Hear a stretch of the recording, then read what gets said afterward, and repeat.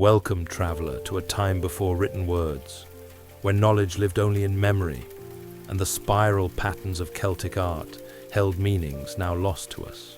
Tonight, you'll journey to the Iron Age forests of ancient Europe, where a remarkable class of scholars emerged from the mists, the Druids, who became the living libraries, judges, and philosophers of their people.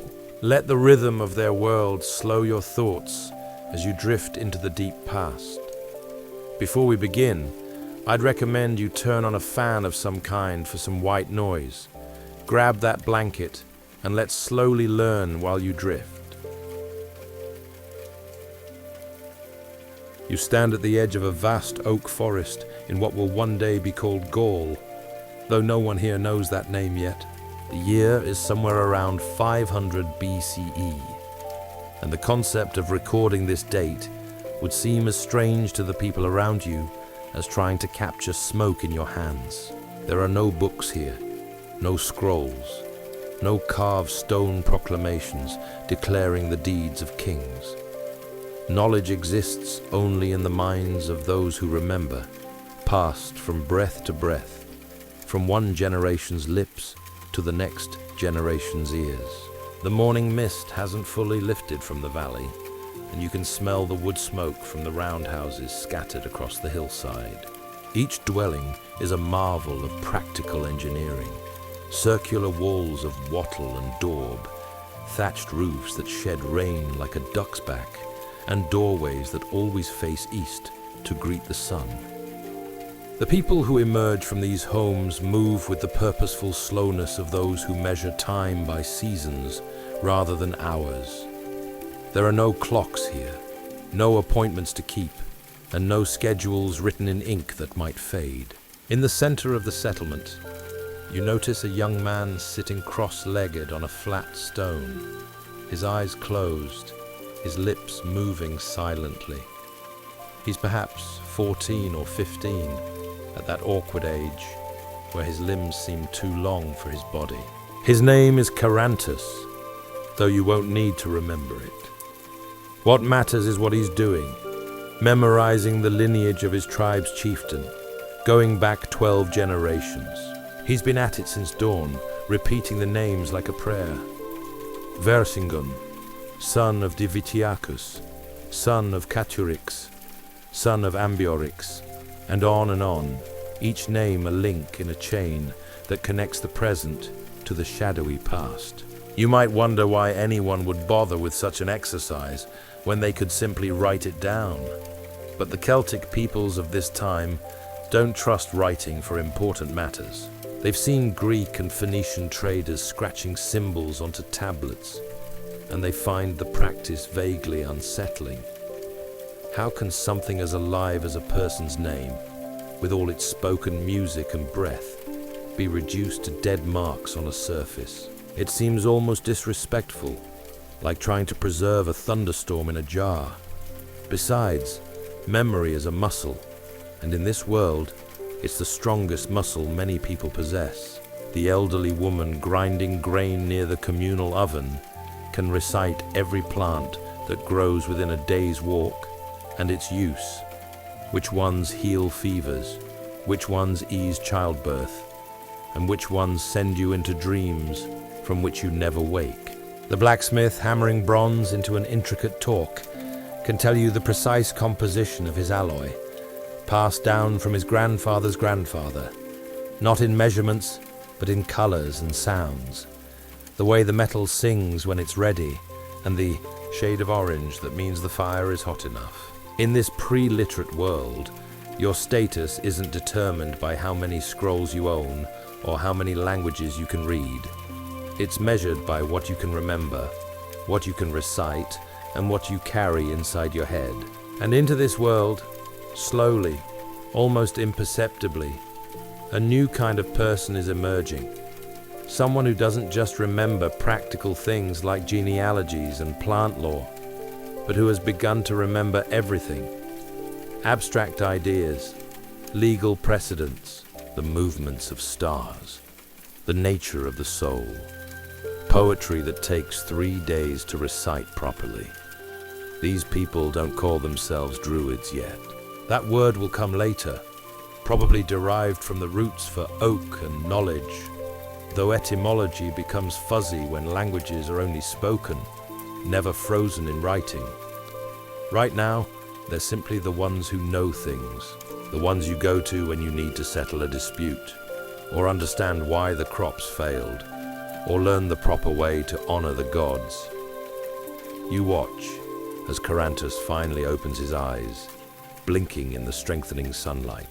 He's finished his recitation, and his mentor, an older man with silver threading through his dark hair, nods approval. The boy hasn't become a druid yet. He's barely begun. But he's taken the first step into a tradition that will, over the next few centuries, create the most sophisticated oral education system the ancient world has ever known. The settlement is waking up properly now. Children chase each other between the houses, their laughter sharp and bright in the morning air. A few dogs, lean and rangy, nose around for scraps. Someone is singing while they work, a tune without words that seems to mimic the pattern of whatever task they're performing. The rhythm of this place is different from what you're used to. Slower, more circular, returning always to familiar patterns like a spiral carved into stone.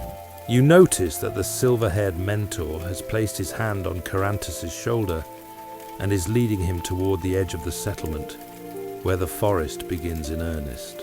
This is where the real education happens, not in any building, not at any desk, but walking through the woods, learning to read the landscape itself as if it were a book, which, in a sense, it is, the only book that matters. The forest swallows you in green shadow. Oak trees, ancient and thick-trunked, rise like pillars in a natural cathedral. Their branches interweave overhead, filtering the sunlight into a golden-green glow that makes everything feel slightly unreal, as if you've stepped sideways into a different world. Perhaps you have. The older man, his name is Segomaros, and he's been a druid for 30 years, walks with the careful pace of someone who notices everything. He pauses to examine a particular moss growing on the north side of a tree. He crouches to inspect a mushroom, then moves on without touching it. Young Carantus follows a few steps behind, trying to walk quietly, though fallen leaves crunch under his feet, no matter how carefully he places them. You learn, as you follow them deeper into the woods, that becoming a druid is nothing like any education system you've encountered before. There are no terms or semesters, no graduation ceremonies. Some students study for 20 years. A few exceptionally talented ones might complete their training in 12. Most who begin never finish at all, returning to their tribes to become skilled craftspeople or warriors or farmers, carrying with them a deeper knowledge than they started with, but not the full weight of druidic learning. Segomaros begins to speak, and you realize this is how it's done. Not lectures exactly, more like conversations with long pauses built in, spaces for the student to think, to question, to absorb. The first thing you must understand, he says, his voice low and measured, is that we are the memory of our people. Not just their past, but their present understanding of how the world works. When I die, everything I know dies with me, unless I've placed it safely in your mind and the minds of your fellow students. It's a sobering thought. No backup copies, no libraries to consult, just the fragile vessel of human memory, which can be destroyed by a fever or a blow to the head or the simple erosion of age. They continue walking, and Segomaros points out a clearing where 5 paths meet. This is where we settled a boundary dispute last spring, he says. 2 families, both claiming the same grazing land, both with reasonable arguments.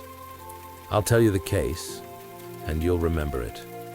Not just the outcome, but the reasoning.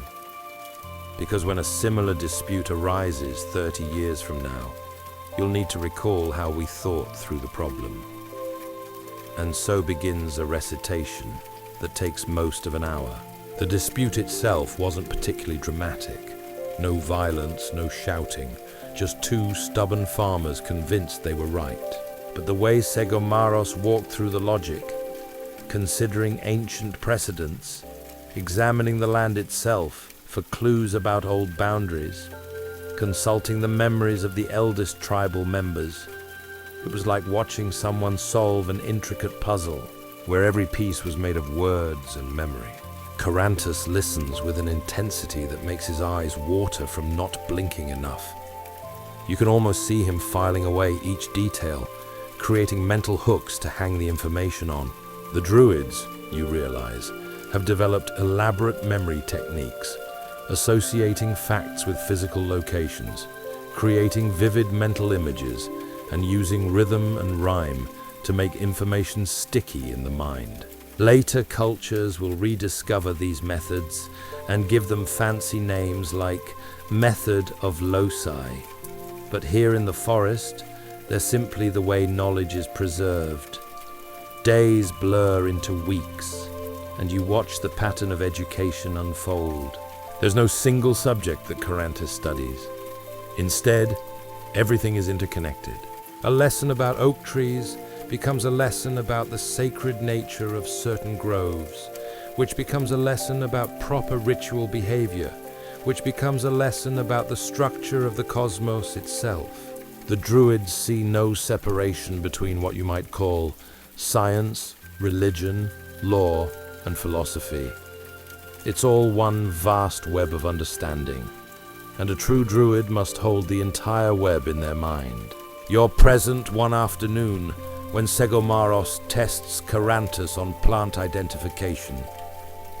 They're sitting beside a stream, and the older Druid points to various growing things, asking for names and uses.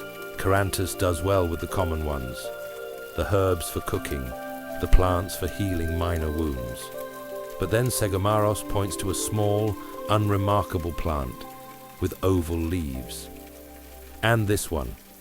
Carantus hesitates. You can see him searching his memory, trying to recall. Finally, he admits he doesn't know. Instead of scolding, Segomaros simply says, "Look at it. Really look. What does it tell you about itself?" The boy stares at the plant for a long time. He touches its leaves gently, feels their texture. He smells them. He examines where it's growing, in partial shade, near water, in soil that's neither too wet nor too dry. It's careful, he finally says. It doesn't want too much of anything. Balance. Segomaros smiles, the first time you've seen him show open pleasure in his students' progress. Yes, this is Salago. We use it for protection, for cleansing. But you've understood something more important, that every plant teaches you about the nature of existence itself. Balance, moderation, finding your right place in the world. This, you realize, is the heart of Druidic education. It's not just about accumulating facts, though the Druids accumulate a staggering number of facts. It's about developing a particular way of seeing the world, where everything is connected to everything else, where the small reflects the large, and where the same patterns repeat at every scale, from the growth of an acorn to the movement of the stars. The education happens everywhere, sometimes in the forest, sometimes at tribal gatherings, sometimes during the long winter nights when stories are shared around the fire. Carantus learns poetry, not simple songs, but elaborate compositions that can take hours to recite, filled with complex metaphors and layered meanings. He learns genealogy, not just of his own tribe, but of neighboring tribes, of legendary heroes, and of the gods themselves. He learns the calendar, how to predict the phases of the moon, when to expect the return of certain birds, and which days are favorable for important undertakings. And always, Woven through everything, he learns the law. The Druids are the legal experts of their society, the walking repositories of precedent and tradition. They can recite hundreds of judgments and thousands of specific rulings, all organized in their minds through elaborate mnemonic systems. When Carantus is older, people will come to him with disputes, and he'll need to summon up the relevant cases instantly, without fumbling, without uncertainty. You watch one evening as Segomaros introduces Carantus to something new, the Triad, a teaching device the Druids love. Everything, Segomaros explains, can be understood in threes. There are three foundations of wisdom: knowledge of the past, understanding of the present, and vision of the future. There are three qualities of a good judge: patience, impartiality, and memory. There are three dangers to learning: arrogance, haste, and distraction. The triads go on, hundreds of them, each one a nugget of wisdom compressed into an easily remembered form. Carantus will spend years memorizing these until he can produce the appropriate triad for any situation, any question, any problem that arises. As the seasons turn, you notice something interesting. Carantus isn't becoming duller from all this memorization, as you might expect. His mind is becoming sharper, more agile, and more capable of holding multiple ideas at once and seeing the connections between them. His memory is developing into something almost superhuman, able to recall conversations word for word from months ago and to summon up precise details of events he witnessed only once. This is what it means to become a druid, to transform your mind into a library, a courthouse, and a university, all wrapped in a single human skull. It's an enormous undertaking, and now you understand why most students don't complete it. The mental discipline required is extraordinary, maintained year after year, with no end in sight except the day when you're finally acknowledged as a full druid and can begin teaching students of your own. 10 years have passed, though you barely notice the time flowing by. Carantus is no longer a gangly teenager, but a man in his mid-20s, still studying, but now taking on more responsibilities. You find yourself at a tribal gathering, a massive assembly that happens 4 times a year when the moon is right and the weather permits. Hundreds of people have congregated in a natural amphitheater formed by a hillside. Families have traveled for days to be here, bringing disputes that need settling, questions that need answering, and grievances that require the wisdom of the Druids. The gathering serves many purposes: social connection, religious observance, trade, and barter, but the most important function is judicial. You watch as Segomaros, now even more silver-haired than before, takes his place on a raised platform of earth. He's not alone. 6 other druids are with him, ranging in age from barely older than Carantus to a woman so ancient her face looks like weathered oak bark.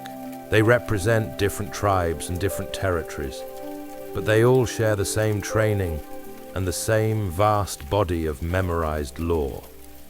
The first case of the day involves a borrowed cow. A farmer claims his neighbor never returned the animal. The neighbor insists he did return it, but it wandered off before the first farmer saw it back in his field. It's the sort of petty dispute that could escalate into a blood feud if not handled properly. Both men state their cases, speaking clearly and without interruption. The druids listen with perfect attention, their faces neutral. When both sides are finished, Segomaros doesn't respond immediately. Instead, he closes his eyes for a long moment, searching his memory for relevant precedents. Then, he begins to speak. His voice carries across the hillside without shouting. He's trained for this and knows how to project without strain. In the time of our grandfathers' grandfathers, he begins, a similar case arose between 2 families of the Arverni. A borrowed horse, not a cow, but the principle remains the same. The Druid Divisiacus ruled thus: when an animal is returned to common grazing land, rather than to an enclosed field, the responsibility for its safety passes back to the lender at the moment the borrower releases it in that place. However, the borrower must demonstrate that the return happened during daylight hours, when the lender could reasonably have seen the animal. He opens his eyes and looks at the two farmers. "Can you show that you returned the cow during daylight?" The borrower hesitates. "It was evening, near dusk." Then the loss falls upon you. You should have kept the animal until morning or returned it directly to your neighbor's enclosure. The cow's value will be paid in kind, a heifer of equivalent age and quality, delivered before the next moon. The ruling is accepted without argument. This is the power of the Druids. Their judgments carry weight, not because they're backed by force, but because everyone trusts in the vast accumulation of precedent and wisdom they represent. To argue with a Druid's ruling would be to argue with the collected experience of generations. Case after case unfolds throughout the day. A boundary dispute that requires Segomaros to recite the exact wording of an agreement made 40 years ago, which he does without hesitation. A question of inheritance complicated by a second marriage and children from both unions. An accusation of theft that requires careful examination of the accused person's character and history. You notice something remarkable about how the Druids work. They don't rely on written evidence because there isn't any, but they're not helpless without it. Instead, they call upon witnesses, examine the consistency of stories, and look for corroborating details. They understand human nature deeply, how people lie, how they rationalize, and how they remember events differently based on their own interests. Carantus sits slightly apart from the senior Druids, observing everything. His role today is to remember these cases, to add them to the vast mental archive he's building. Years from now, he'll cite these very judgments when making his own rulings. Between cases, you notice the Druids consulting with each other quietly. They're checking each other's memories, making sure important details haven't been forgotten or misremembered. This is another safeguard in their system. The law isn't held by a single person, but by the collective memory of the Druidic class. If one Druid is uncertain about a precedent, another can confirm or correct it. As the sun begins to sink toward the horizon, a more serious case comes before the assembly. A man has been accused of murder, not in hot blood during a fight, which would be serious enough, but through poison, which is considered particularly dishonorable. The accused maintains his innocence. There are no witnesses to the actual poisoning, only the suspicious death and some circumstantial evidence. The woman with the face like oak bark takes the lead on this case. Her voice is thin and reedy, but everyone strains to hear every word. She questions both the accuser and the accused with surgical precision, teasing out details, looking for inconsistencies. She asks about the victim's other enemies, about who would benefit from his death, about the type of poison suspected, and about who would have access to it. Finally, after what feels like hours, she pronounces her judgment. The evidence is suggestive, but not conclusive. However, there are ways to determine truth when human testimony fails us. She looks at the accused man with eyes that seem to see right through him. You will undergo the ordeal of the sacred pool.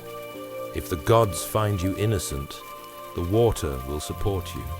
If guilty, it will reject you.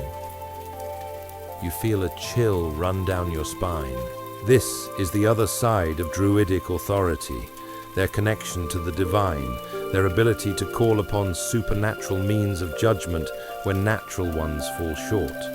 The accused man pales, but nods acceptance. To refuse would be to admit guilt in everyone's eyes. The actual ordeal will take place tomorrow, giving everyone time to prepare properly and to make the necessary offerings and prayers. But the Druid's word is already final. Whatever the outcome of the ordeal, it will be accepted as the truth revealed by higher powers. As the gathering disperses for the evening meal, you overhear conversations among the common people. They're not afraid of the Druids exactly, but they treat them with a respect that borders on reverence. The Druids are the ones who keep society functioning, who prevent disputes from becoming feuds, and who maintain the delicate balance of justice that allows different families and tribes to coexist without constant violence. Later, around the fire, you sit near enough to hear Segamaros speaking with Carantus about the day's cases. "You saw how Moriana handled the murder accusation?" he asks his student. Carantus nods. She admitted the limits of human knowledge. She knew when to call upon the gods. Exactly. We are wise, but we are not all-knowing. The hardest part of being a druid is knowing when you've reached the boundary of what logic and memory can determine. That's when ritual and divine judgment become necessary. He pokes at the fire with a stick, sending sparks spiraling into the night sky. But never use the gods as a shortcut. Some druids, lazy ones, call for ordeals when a little more questioning would reveal the truth. The gods have their own business to attend to. We shouldn't bother them with matters we can sort out ourselves. It's a fascinating glimpse into the Druidic worldview, simultaneously deeply religious and surprisingly practical. The Druids believe absolutely in the reality of the gods and the spirit world, but they don't use that belief as an excuse for sloppy thinking. If anything, their connection to the divine seems to make them more rigorous in their reasoning, not less. The fire burns low, and people begin drifting toward their temporary shelters. Tomorrow will bring more cases, more judgments, and more demonstrations of the Druids' role as the living law of their people. But for now, there's only the quiet crackle of cooling embers and the stars wheeling overhead in patterns the Druids have memorized as thoroughly as they've memorized everything else. Years continue to accumulate like fallen leaves.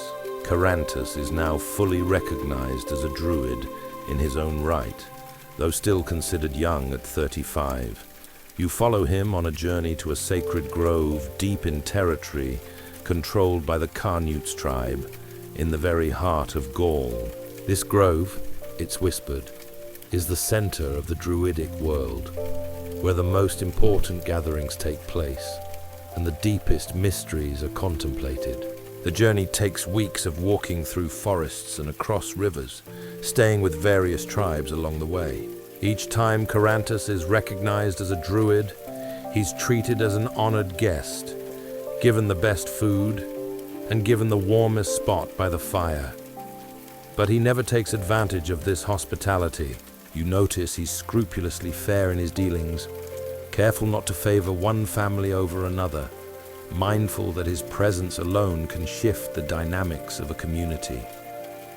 The sacred grove, when you finally reach it, is nothing like you expected. There's no grand architecture, no monuments, just a clearing among ancient oaks, their trunks so massive it would take 4 people linking hands to encircle one. The ground is covered in thick moss that muffles footsteps. A spring bubbles up from rocks at one edge, its water clear and cold. Dozens of druids have gathered here from across the Celtic world.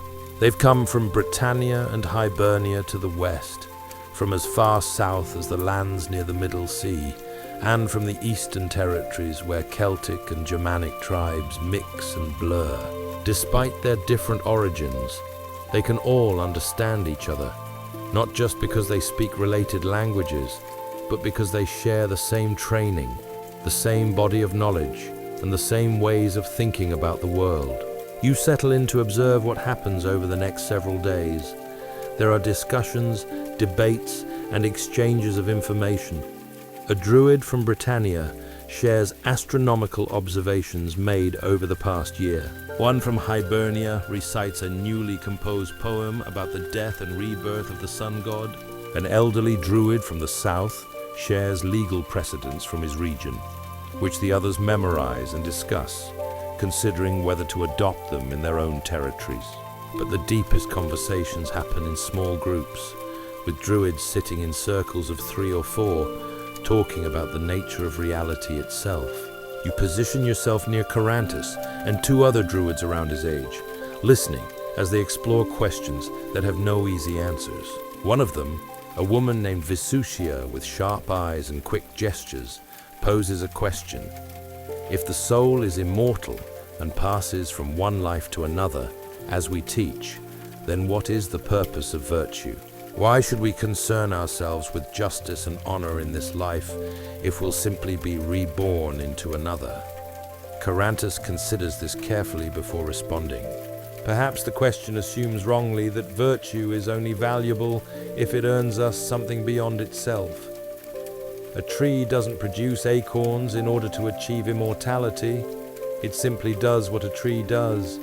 Maybe humans should practice justice because that's what humans do when they're truly themselves, not because it leads to reward. The third druid, a man named Magiorix, shakes his head. But trees don't have a choice. We do. And choice implies purpose and direction. I think the soul carries the imprint of its deeds from one life to the next.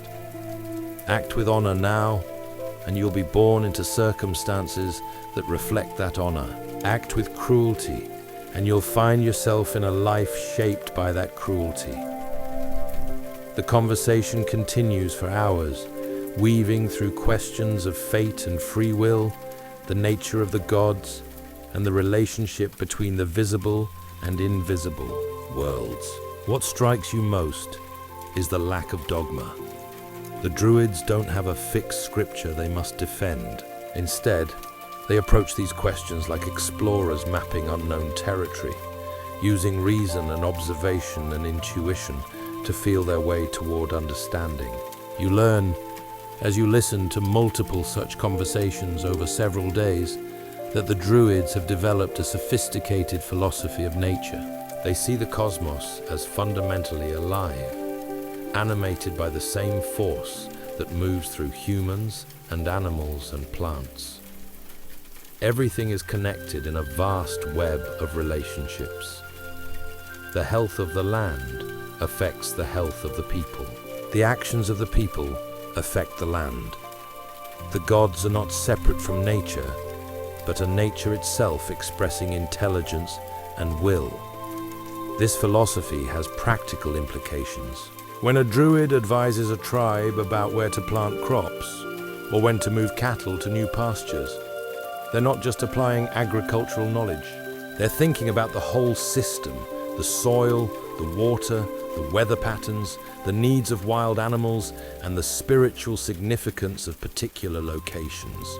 It's a holistic approach that you suspect is often more effective than the narrow focus of specialists. One evening, as the sun sets and long shadows stretch across the grove, the oldest druid present, a man so ancient no one can remember when he wasn't old, begins to speak about the nature of time. His voice is barely above a whisper, but in the stillness of the grove, everyone can hear. Time is not a river, he says. That's what the Romans think, with their calendars and their history books. Time is a spiral, always returning but never quite the same.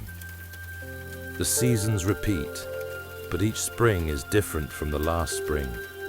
We celebrate the same festivals our ancestors celebrated, but we are not our ancestors. We carry their memories, we speak their language, we honor their gods, but we are ourselves, here, now, in this particular turning of the spiral. He pauses, and in the silence, you can hear the spring trickling and a bird calling from the darkening forest. This is why we don't write things down, he continues. Writing tries to fix time, to make it stand still. But time can't stand still. Knowledge must be alive and must change and grow with each person who holds it. When I teach you something, I don't give you dead words on a page. I give you living words that will change inside you, that you'll understand differently at 40 than you did at 20, differently at 60 than you did at 40. It's a beautiful articulation of something you've been sensing throughout your time among the Druids. Their entire system is based on the idea that knowledge is not a thing to possess, but a living process to participate in. Each Druid is not just a container of information, but an active interpreter, constantly reweaving the threads of tradition into patterns that make sense for their particular time and place. The gathering in the sacred grove lasts for 3 full cycles of the moon. During this time, the Druids make collective decisions about important matters. They agree on adjustments to the calendar. They discuss whether certain new legal precedents should be adopted widely. They compose poetry together, with different Druids contributing verses, the whole thing memorized by everyone present so they can carry it back to their home territories. You realize this is how the Druidic class maintains coherence across vast distances. These periodic gatherings allow them to synchronize their knowledge, to ensure that a Druid in Britannia and a Druid in Gaul are working from roughly the same foundation of law and custom and wisdom. It's an elegant solution to a problem that literate societies solve with written codes and libraries. How to maintain consistency of knowledge when you're spread across an entire continent. As the gathering finally disperses and Druids begin their journeys home, you notice an atmosphere of quiet satisfaction. They've done their work. They've strengthened the bonds of their shared tradition. They've passed on knowledge and received knowledge in return. And now they'll carry all of it in their heads back to their people, the living libraries returning to their shelves. The wheel of time keeps turning, but you've stopped paying close attention to its revolutions. Decades have blurred past. Carantus is now an old man, white-bearded and stiff in his movements. The world has been changing around him in ways both subtle and dramatic. Roman influence has been creeping northward like frost, not through military conquest yet, but through trade and cultural exchange. You've seen Roman merchants in Celtic settlements, their short tunics and clean-shaven faces standing out among the mustached warriors in their trousers and cloaks. They bring wine and olive oil and pottery, and they take away tin and gold and slaves. They also bring something else, the written word carved into stone and scratched onto wax tablets, a technology that both fascinates and disturbs the Celtic peoples who encounter it. Some younger Druids have learned to read and write Latin, though they keep this skill quiet, aware that it goes against Druidic tradition. The prohibition against writing sacred knowledge remains firm, but you can sense it weakening at the edges. The world is becoming more complex. The network of tribes and alliances harder to keep straight without records. Some Druids are beginning to wonder whether the old ways can survive contact with Roman civilization. You're with Carantus one afternoon when a delegation arrives from a neighboring tribe. They've brought a legal dispute so complex, it's taken 3 of them to explain all the relevant facts. It involves a marriage, an inheritance, a broken contract, an accusation of fraud, and a counterclaim of slander. The threads of the case are so tangled that just understanding the question takes most of the day. Carantus listens with the patience of long practice, occasionally asking questions to clarify a point. Then he sits in silence for what feels like an hour, his eyes closed, sorting through the vast archive of precedents in his mind.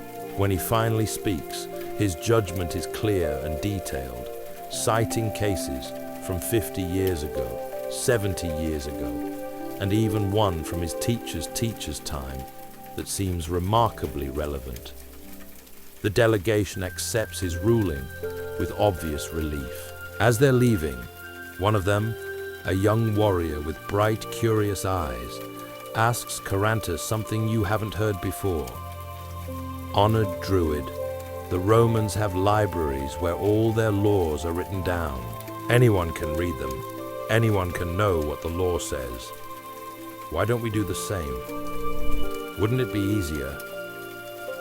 Carantus regards the young man with an expression that might be sadness or might be amusement. "Come walk with me," he says, and leads the warrior away from the settlement, into the hills where the evening light is turning everything golden. You follow at a distance, just close enough to hear their conversation. "You ask about the Roman way," Carantus begins. "They write everything down. This is true. But what happens when the words on the page don't quite fit the situation at hand? The Romans have judges who interpret the written law, but those interpretations become rigid and fixed. Our way is different. Every case I judge, I bring to bear not just the letter of our traditions, but the spirit of them. I can weigh circumstances, consider intentions, and make adjustments based on what serves justice rather than what serves the written word." They walk in silence for a while. Then Carantus continues. "More than that, writing changes how we think. When knowledge is written down, it becomes separate from the knower.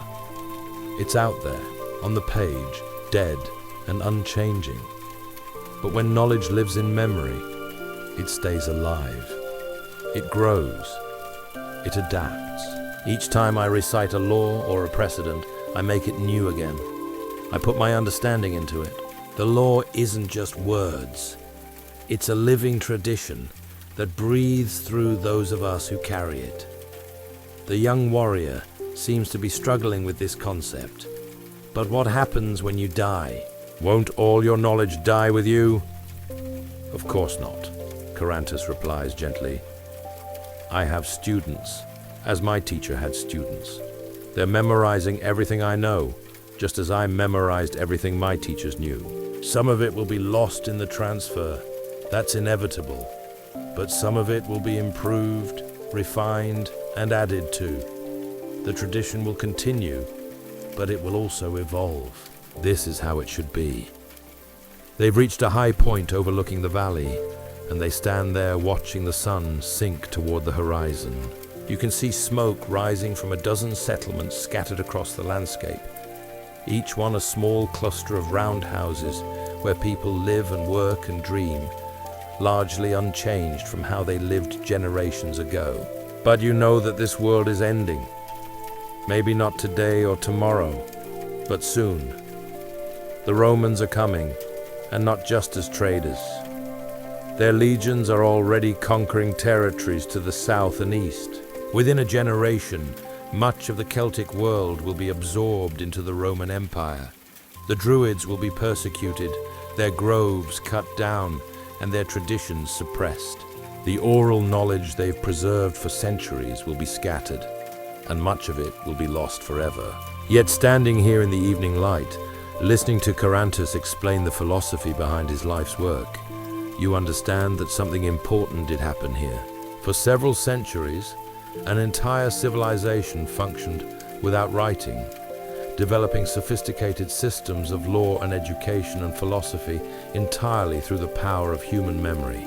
The Druids proved that literacy isn't the only path to complex thought, that oral cultures can achieve depths of understanding that rival anything written down. Years pass, and you're still with Carantus when the end finally comes. Roman legions under Julius Caesar have invaded Gaul, and they're methodically crushing all resistance. Caesar's soldiers have orders to kill Druids on sight. He understands that they're the glue holding Celtic society together, and removing them will make conquest easier. Carantus is too old to run, and besides, he wouldn't if he could. On his last day, he gathers his students around him in a grove that hasn't yet been found by Roman soldiers. There are 5 of them, ranging in age from 20 to 40, each one carrying in their head a portion of the vast knowledge Carantus has accumulated over his lifetime. "Listen carefully," he tells them. his voice weaker than it once was, but still clear.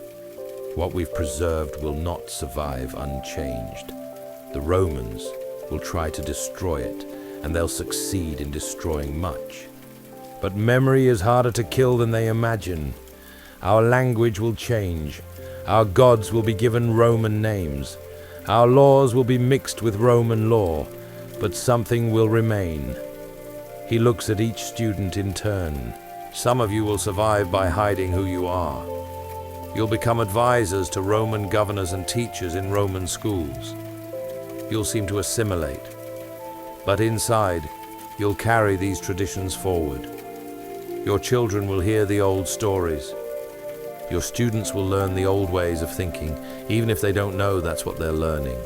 It's the last teaching any of them receive from him.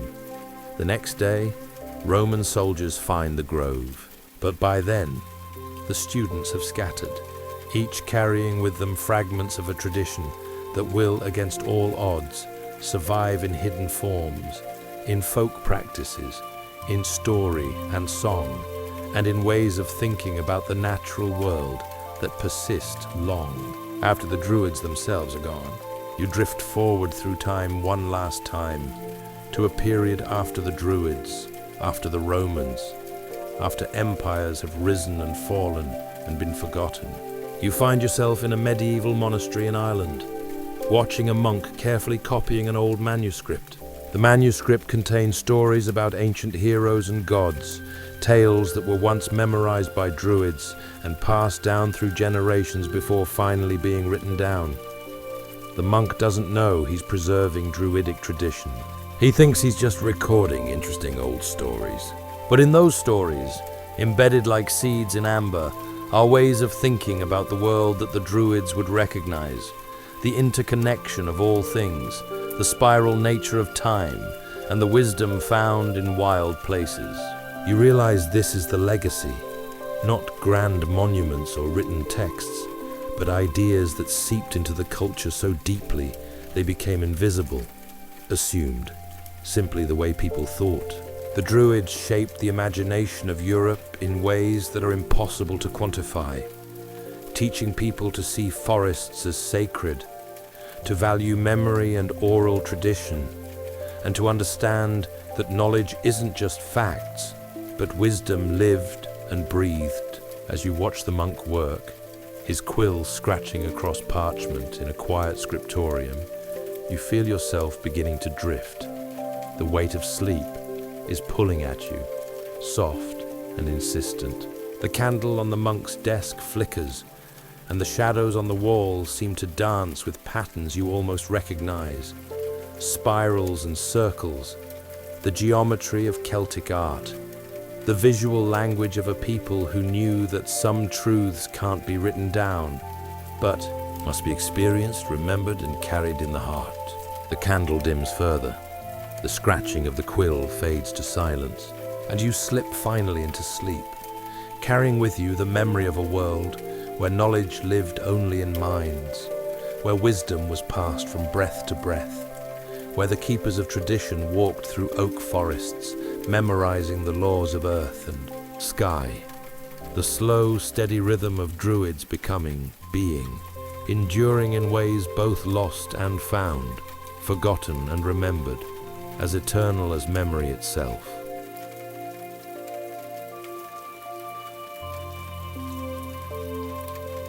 Tonight, we journey back nearly 3,000 years to a time when communities chose elevation over ease, building their homes and lives upon hills that still bear the scars of their earthworks.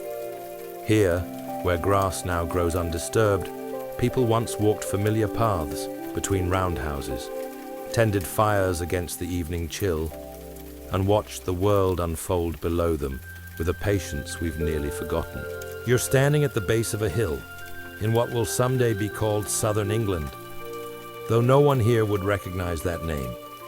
It's a mild afternoon in late spring, perhaps 800 years, before anyone will write the year as 700 BCE. The sun hangs comfortably above the western horizon, casting everything in that peculiar golden light that makes even ordinary grass look purposeful.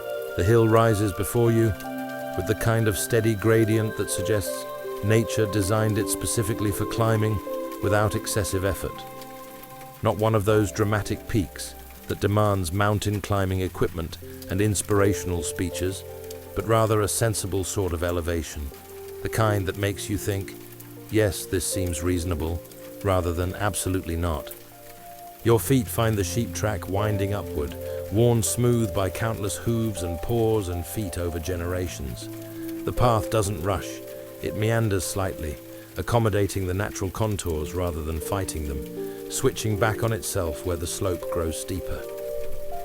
Hawthorn bushes cluster along the route, their white blossoms releasing a scent somewhere between almonds and honey, though perhaps more musty than either, like flowers that have been thinking deeply about becoming fruit. As you climb, the sounds from the valley below begin to soften.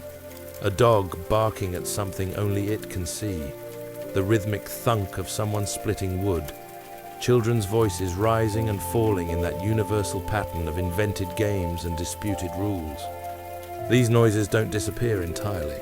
They simply become part of a larger acoustic landscape that includes skylarks overhead, wind moving through grass, and the surprisingly loud buzz of a beetle passing your ear with all the self-importance of someone late for an appointment. The hillside itself speaks volumes about patience. This isn't virgin wilderness untouched by human hands. The grass shows evidence of grazing, cropped short in patches where sheep have worked systematically through their favorite areas. Here and there, you spot where someone has cut turfs for roofing material, leaving neat rectangular scars that will heal themselves back into continuity over the next season or two. Small paths branch off the main track, leading to berry bushes or good sitting rocks, or simply meandering in the way paths do when created by creatures who sometimes walk for the pure pleasure of walking. Halfway up, you pause not because you're winded, but because the view has started to reveal itself. The valley spreads below with that casual magnificence of landscape that existed long before anyone thought to call it scenery. A river curves through it, catching the light in silver fragments where it breaks over stones. Darker green patches mark where trees cluster in wet hollows. Lighter areas show where fields have been cleared, though calling them fields overstates the geometry involved. They're more like places where we convince the forest to take a break for a while. You can see smoke rising from several points in the valley, thin grey columns that climb upward before dispersing into invisibility. Someone's cooking, someone's keeping warm, someone's doing whatever it is that requires a controlled fire on a perfectly pleasant afternoon. The smoke moves slowly, reluctantly, like it's in no particular hurry to stop being smoke and become just part of the general air. Continuing upward, you notice how the vegetation changes with elevation. The trees, which dominated the lower slopes, have given way to scrub and then to grass, punctuated by hardy low bushes that have made peace with wind exposure. Wildflowers dot the green, small, determined bursts of yellow and purple and white, each one apparently convinced it has chosen the absolute best spot on the entire hillside. They might be right. Each seems perfectly suited to its particular patch of earth, as though flower and location had negotiated their arrangement seasons ago and found it mutually satisfactory. The hilltop, when you reach it, doesn't announce itself with drama. No sudden revelations or inspirational vistas that demand you immediately write poetry. Instead, it offers a gentle flattening, a sense that the ground has decided climbing is quite enough work for one day, and perhaps everyone should simply plateau for a bit. The wind picks up here, no longer filtered through valley features, arriving directly from whichever direction it happens to be traveling today. And here, spread across this elevated flatness, you find evidence of sustained human presence. Not massive monuments or architectural ambitions, but the practical marks of people who decided that this particular hill, this specific height, offered something worth the daily inconvenience of vertical living. Earthworks circle the hilltop in rough concentric rings, raised banks of soil and chalk, backed by ditches that serve double duty as both defensive features and extremely effective drainage. These aren't fresh constructions. Grass grows thick on the banks, and the ditches have that settled look of features that have been rained into and frozen and thawed and baked enough times to achieve a kind of permanent character. Small paths cross the earthworks at intervals, worn by feet that know exactly where the easiest passages exist. Within these protective rings, you can see the outlines of structures. Circular foundations mark where buildings stand or once stood, their posts creating perfect geometric patterns in the earth. Some show signs of recent occupation. Darker soil near central hearth positions, scattered debris of daily life, and paths worn between doorways. Others have that abandoned quality of places, waiting to be reclaimed by grass, their posts removed or rotted, leaving only the memory of walls. The light continues its slow, amber progression toward evening. Up here, away from valley obstructions, the sky feels larger, more present. Clouds move across it with stately purpose, casting shadows that race across the landscape below, darkening and lightening the patchwork of fields and forests and grasslands in constant rotation. You could watch this all day. Possibly some people do. A raven calls from somewhere above. That deep croaking commentary that ravens seem to offer on everything they observe. It's answered by another raven, or possibly the same raven from a different location, because judging raven positions by sound alone is an imperfect science at best.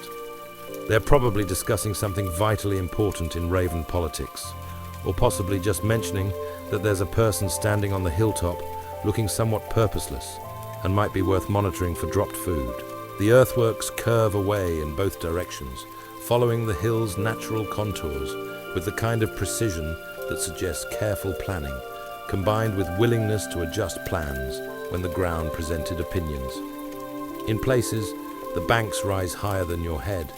In others, they're more modest, acknowledging where the natural slope already provides enough elevation.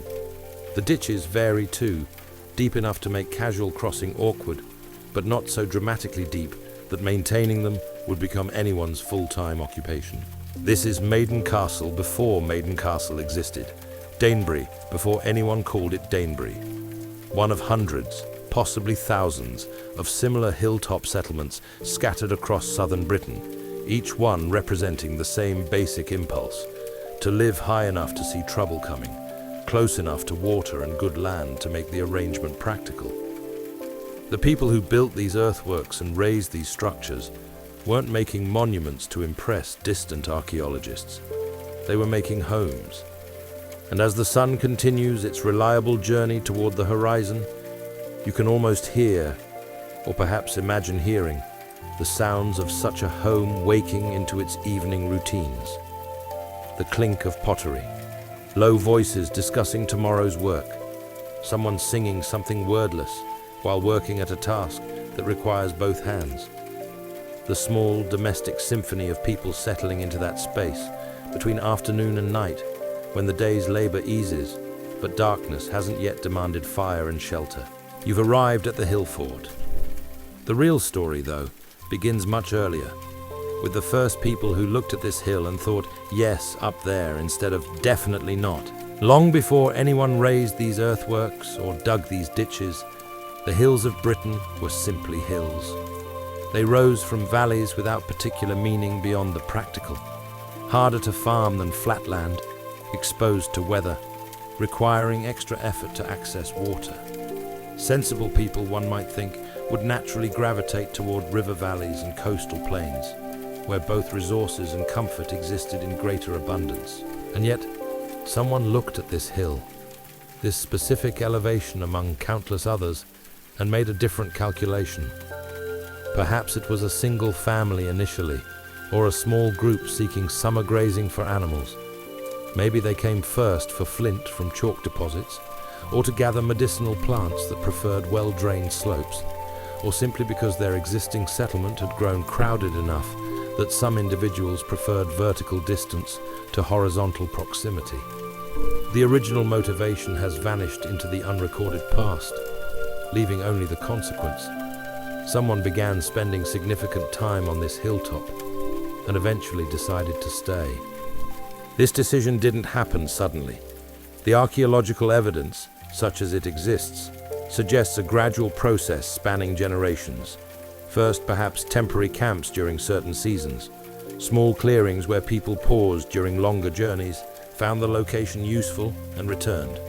The kind of place where you might leave some firewood under an overhang, knowing you'd likely pass this way again, and finding dry fuel waiting would be convenient. Not ownership exactly, but the beginning of a relationship between people and place. The late Bronze Age slides into the early Iron Age without announcement. The people living through it noticed no particular transition. They weren't aware they were participating in historical periods that future scholars would name and debate. They simply continued doing what made sense, keeping animals, growing grain, making tools, raising children, and arguing about whose turn it was to fetch water from the spring. Life's essential negotiations remained constant, even as the specific technologies slowly evolved. But something was changing in how communities organized themselves across the landscape. Population pressure, perhaps. Climate fluctuations that made certain lowland areas less reliable. Social complexity increased to the point where groups needed more defined territories. Or possibly just the accumulated wisdom that hills offered strategic advantage worth the daily inconvenience. You could see approaching strangers when they were still distant enough to prepare either welcome or defense. Whatever the specific motivation, someone decided to make this hilltop more permanently habitable. The first structures were likely simple. Single roundhouses built where the ground was flattest, their conical thatched roofs requiring no particular innovation. The people who built them had been constructing such houses in valleys for generations. Moving the same architectural tradition uphill didn't require new building techniques, just a willingness to carry materials to a less convenient location and accept that wind exposure would test their thatching skills. These early hilltop settlers didn't arrive empty-handed from nowhere. They brought with them entire traditions of how to live, techniques for preserving food, patterns for weaving cloth, and knowledge of which plants healed and which caused interesting problems. They brought pottery styles learned from mothers and grandmothers, metalworking skills passed down through apprenticeships, and songs whose origins no one remembered, but everyone still sang while working at tedious tasks. Daily life on the hilltop would have required certain adjustments. Water, that fundamental necessity, didn't conveniently present itself on most hilltops. Springs existed in some fortunate locations, emerging where geology and elevation created the right conditions. But many hill forts depended on wells dug deep through chalk and clay, or on regular journeys down to valley sources. Hauling water uphill is exactly as enjoyable as it sounds, which explains why ancient peoples often assigned this task to whoever had least successfully argued their way out of it. Yet people persisted in their elevated living arrangements. The archaeological record shows continued occupation, expanded building, and increasingly elaborate earthworks. The advantages, whatever they were, outweighed the inconveniences. Perhaps it was safety, the ability to see trouble approaching from miles away, time to organize defense or hide valuables, or simply prepare a more convincing argument about why invading this particular hill wouldn't be worth anyone's effort. Or perhaps community itself was the attraction. Living close together within defined boundaries created social intensity impossible in dispersed valley settlements. News traveled faster. Help arrived more quickly when needed. Disputes arose more frequently too, naturally, but at least everyone knew immediately when Bronwyn's goat had escaped again and was eating through someone else's vegetable patch. There's something to be said for geographical compression of social networks. Even when occasionally you wish everyone would take their compressed network elsewhere for a few hours, the hilltop community would have developed its own rhythms distinct from valley life. Sunrise came earlier at elevation, though sunset arrived at the same time. The extra altitude just provided better views of both transitions. Weather moved through more dramatically, less filtered by trees and landforms. You felt seasons changing in your bones up here, the shift from autumn to winter arriving not as a gradual suggestion, but as an undeniable declaration. when the first proper gale arrived and reminded everyone why maintaining roof thatch was actually quite important. Children born on the hilltop knew nothing different. For them, the daily climb up and down wasn't an inconvenience, but simply how one moved between home and fields, or home and forest, or home and wherever children went when they claimed to be just playing nearby, before returning hours later with scraped knees and elaborate excuses. They developed the strong legs and reliable lungs that came from vertical living, and probably pitied their valley-dwelling cousins who had to walk so much farther to reach equivalent distances simply because they insisted on going around obstacles instead of over them. The first permanent inhabitants watched their hilltop settlement grow gradually, organically. A second house joined the first when another family decided elevation suited them. Then a third. Storage structures appeared, raised granaries that kept food dry and away from ground moisture, protected from rodents by careful construction, and possibly by cats who had figured out that humans storing grain inevitably attracted mice, and mice were considerably more interesting than whatever scraps humans might deliberately offer. Fences and walls began defining spaces, not the elaborate earthworks that would come later, but practical divisions between where we keep animals and where we'd prefer animals didn't go. Pathways emerged through simple repetition. People naturally walk the most efficient routes between frequent destinations, and enough feet following the same logic will eventually create a visible track requiring no formal planning. Someone, at some point, must have looked around at this growing hilltop community and thought about longer-term security. The houses and storage structures represented accumulated wealth and effort. The people themselves represented relationships and shared knowledge. Protecting both seemed increasingly worthwhile as the settlement grew more established and prosperous. The decision to build defensive earthworks likely wasn't made in a single dramatic council. More probably, it emerged through incremental consensus, discussions during shared work, observations about vulnerabilities, comparisons with other hilltop settlements people had visited or heard described. Someone might have suggested, we should really do something about the Western approach, after noticing how exposed it was, and gradually, something evolved into plans for earthworks. But before those major constructions began, before the hilltop became a hill fort, in the formal sense, there was this gentler period of establishment, people learning how weather moved across their particular elevation, where the best spots for various crops existed within walking distance, which springs ran year-round and which disappeared by late summer, how to organize communal work, where to place the middens so they served sanitation without becoming immediate problems for houses downwind. They learned their hill intimately, every slope and hollow, every patch where wild garlic grew thickly, every rock outcrop that might serve some useful purpose, or at least provide decent seating when you needed to catch your breath halfway through an uphill journey while carrying something heavy. The hill became known territory, understood through seasons of constant interaction, and somewhere in these gradual processes of settlement and adjustment and accumulated knowledge, the transition occurred from people living on a hill to a community whose identity is connected to this specific elevation. The hill wasn't just a location anymore. It was becoming home. The construction of defensive earthworks around the settlement didn't happen overnight, though imagining the entire community suddenly inspired to dig ditches and raise banks all at once makes for a more dramatic story. Reality proceeded more slowly, more pragmatically, with the kind of incremental decision-making that characterizes most human enterprises that last longer than a few enthusiastic weeks. Someone likely began by marking out a line, perhaps using stakes and cord, or simply scraping a visible groove in the turf to indicate this is where we're thinking the earthwork might go.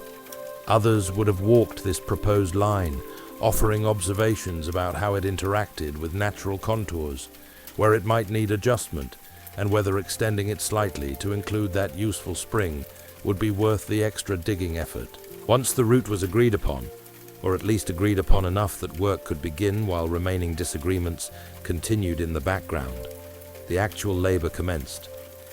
Digging ditches in chalk and clay with Bronze Age and early Iron Age tools was exactly as pleasant as it sounds, which is to say, not very. Antler picks worked surprisingly well for breaking up compacted earth, their natural curve providing good leverage. Shoulder blades from cattle, mounted on wooden handles, served as effective shovels. Baskets woven from willow carried away the spoil. The work organized itself according to seasons and agricultural calendars. You didn't dig ditches when fields needed planting or harvesting. Those tasks took priority. But during slower periods, when weather permitted outdoor labor and other demands eased, groups of people would spend days at the earthworks. Not glamorous work, repetitive, physically demanding, and progress measured in increments small enough to seem almost insulting given the effort expended. Yet the ditches deepened gradually. The banks rose as excavated material was piled systematically on the inner side, creating the classic hill fort profile, a ditch fronted by a rampart, the combination making the actual height difference more dramatic than either element alone. The geometry wasn't always perfect. The ditch width varied where particularly stubborn geological features resisted digging. The banks sometimes wandered slightly from their intended lines when workers encountered obstacles or simply got tired and decided this spot was close enough to the plan. Some sections of earthwork received timber reinforcement. Posts driven into the bank face provided structural support, preventing erosion and collapse. These weren't enormous timbers, just adequate poles, perhaps the size of your upper arm, spaced at intervals that experience had taught, provided sufficient strength. In some places, horizontal timbers connected the vertical posts, creating a box frame internal structure that kept everything stable, even when rain saturated the earthworks. The entrances received particular attention. You couldn't simply leave gaps in your defensive circuit. That defeated the entire purpose. Instead, builders created elaborate interned entrances where the earthworks curved inward, forcing anyone approaching to navigate a narrow passage overlooked from both sides. Some entrances featured wooden gates that could be closed at night or during emergencies. The gates themselves weren't massive fortifications. Solid wooden barriers hung on posts, secured with bars, sufficient to stop casual entry and provide warning of determined attempts. Building these earthworks required community coordination on a scale that implies considerable social organization. Someone had to manage labor allocation. Someone needed to ensure workers received food during their days at the ditches. You can't expect people to spend daylight hours moving earth without feeding them adequately. Someone tracked progress, identified sections needing attention, and coordinated the simultaneous work of dozens of individuals toward a unified end result. This level of coordination suggests leadership structures we can't directly observe from earthwork traces alone, but the earthworks themselves testify to it indirectly. You don't get several thousand feet of ditch and rampart, carefully planned and systematically executed, without people willing to follow directions and accept that their individual preferences about exactly where the ditch should go sometimes need to accommodate the larger design. The work likely proceeded in stages over years. Perhaps they started with the most vulnerable approach, establishing earthworks across the western side where the slope was gentlest. Once that section proved itself effective and manageable, they extended the circuit gradually, adding new sections as resources and labor permitted. Each generation inherited an incomplete hill fort and left it slightly more developed for their children. Children probably watched this construction with the same fascinated boredom that children bring to most adult projects, intensely interesting for brief periods, then forgotten until something dramatic happened, like someone discovering an underground spring while digging or accidentally unearthing an interesting bone that sparked debate about what animal it came from. They likely played on partially completed earthworks, sliding down newly raised banks or jumping across narrow ditch sections until adults noticed and expressed opinions about children playing on important defensive structures. The earthworks changed how the hilltop felt. Before, it had been open, continuous with the surrounding landscape. After, it became defined, inside and outside clearly delineated. The ramparts blocked certain views, while emphasizing others. Wind patterns changed, the earthworks creating sheltered areas on their leeward sides. Water drainage improved dramatically, the ditches channeling rainfall away from living areas.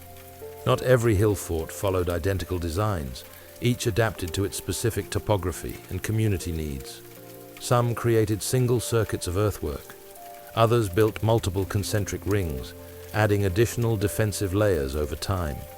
Some incorporated natural features like cliff edges into their circuits, saving labor by letting geology do some defensive work. Others had to muscle through entirely with human effort because their hilltops offered no convenient natural assistance. The chalk excavated from ditches created brilliant white scars across the landscape, visible for miles, gleaming especially bright after rain. Whether this visibility was an intentional display or simply an inevitable consequence of construction methods remains unclear, but it certainly announced the hill fort's presence to anyone traveling through the region. Yes, those white earthworks proclaimed, there are people here, organized people, people who command resources and labor sufficient to rearrange significant portions of hillside. Perhaps keep this in mind when making your travel plans. Not all hill forts were primarily defensive. Some seem more focused on controlling access, less about withstanding attacks, and more about managing who came and went, collecting tolls perhaps, or simply maintaining community boundaries. The earthworks served multiple purposes: practical defense, social definition, ritual boundary, and probably several other functions we haven't imagined, because our modern contexts don't prepare us for how Iron Age communities thought about space and territory. As the earthworks took shape, the settlement within evolved too. Houses multiplied, storage structures proliferated. The internal geography organized itself with increasing definition: areas for specific crafts, zones for animal pens, and clear pathways connecting major structures. The hill fort wasn't just enclosed, it was becoming deliberately arranged, its internal space thoughtfully allocated according to needs both practical and social. The completed earthworks, or as completed as earthworks ever become, since maintaining them required constant attention, represented monumental communal achievement. Miles of ditch and bank, thousands of hours of labor, and coordination across extended time spans, all in service of creating a defensible, defined, permanent settlement.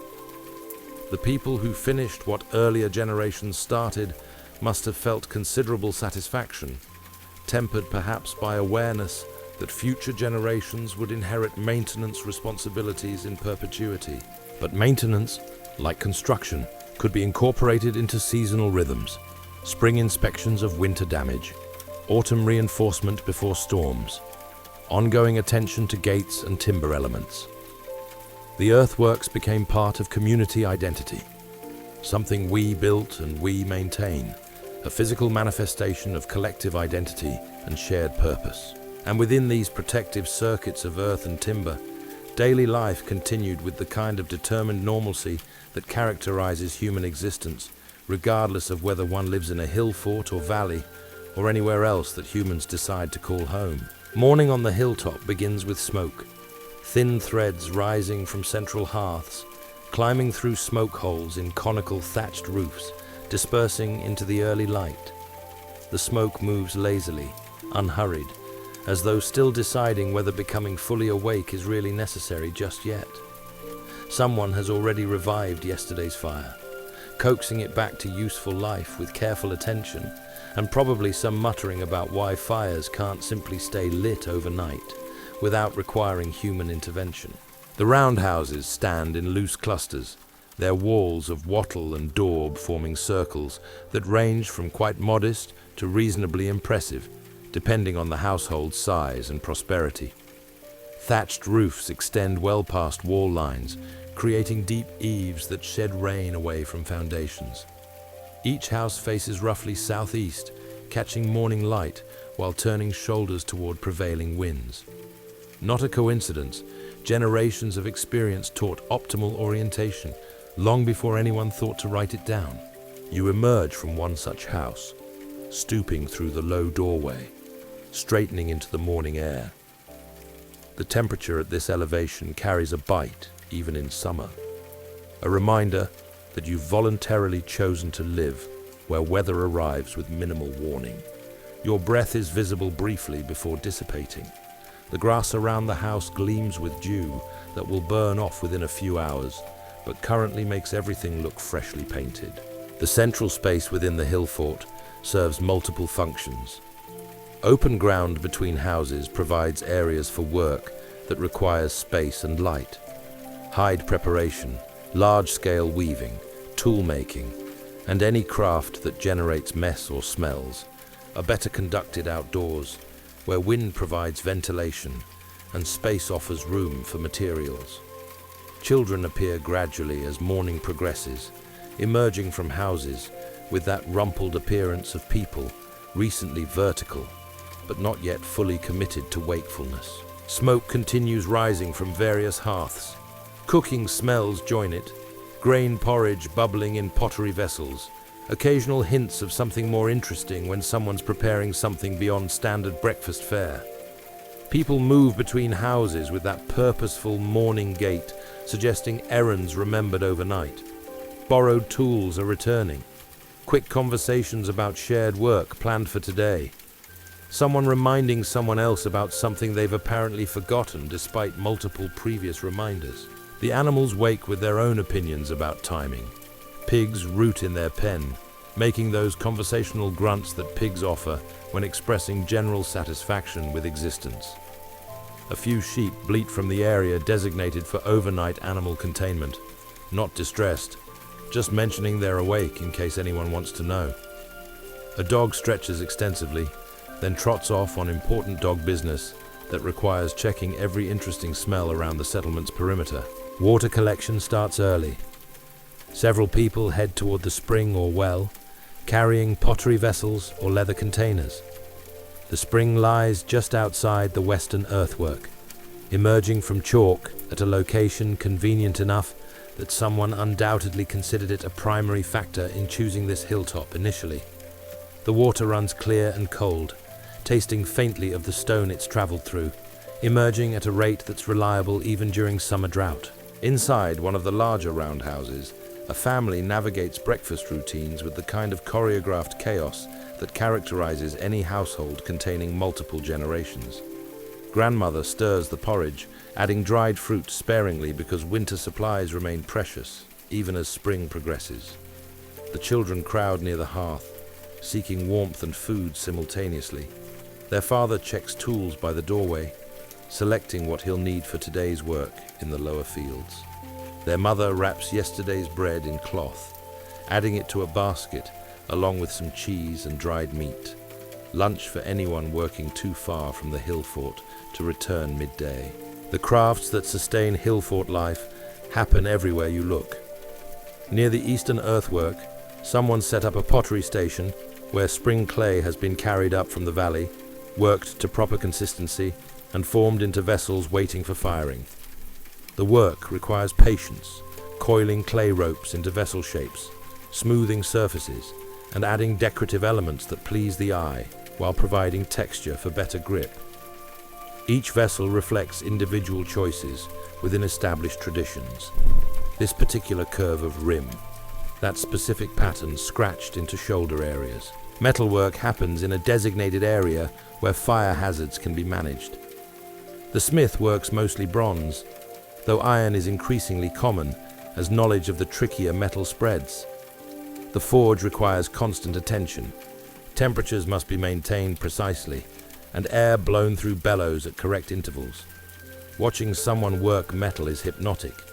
The heating until color indicates readiness, the hammering that shapes material through percussion, and the quenching that fixes form. Sparks fly, metal rings. Something useful emerges from careful violence and precise timing. Textile work fills the time of anyone whose other tasks permit.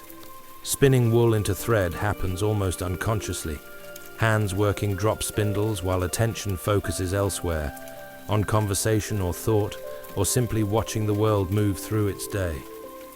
The rhythmic twist and drop, the growing weight of spun thread around the spindle, the way muscle memory handles complexity so consciousness can wander.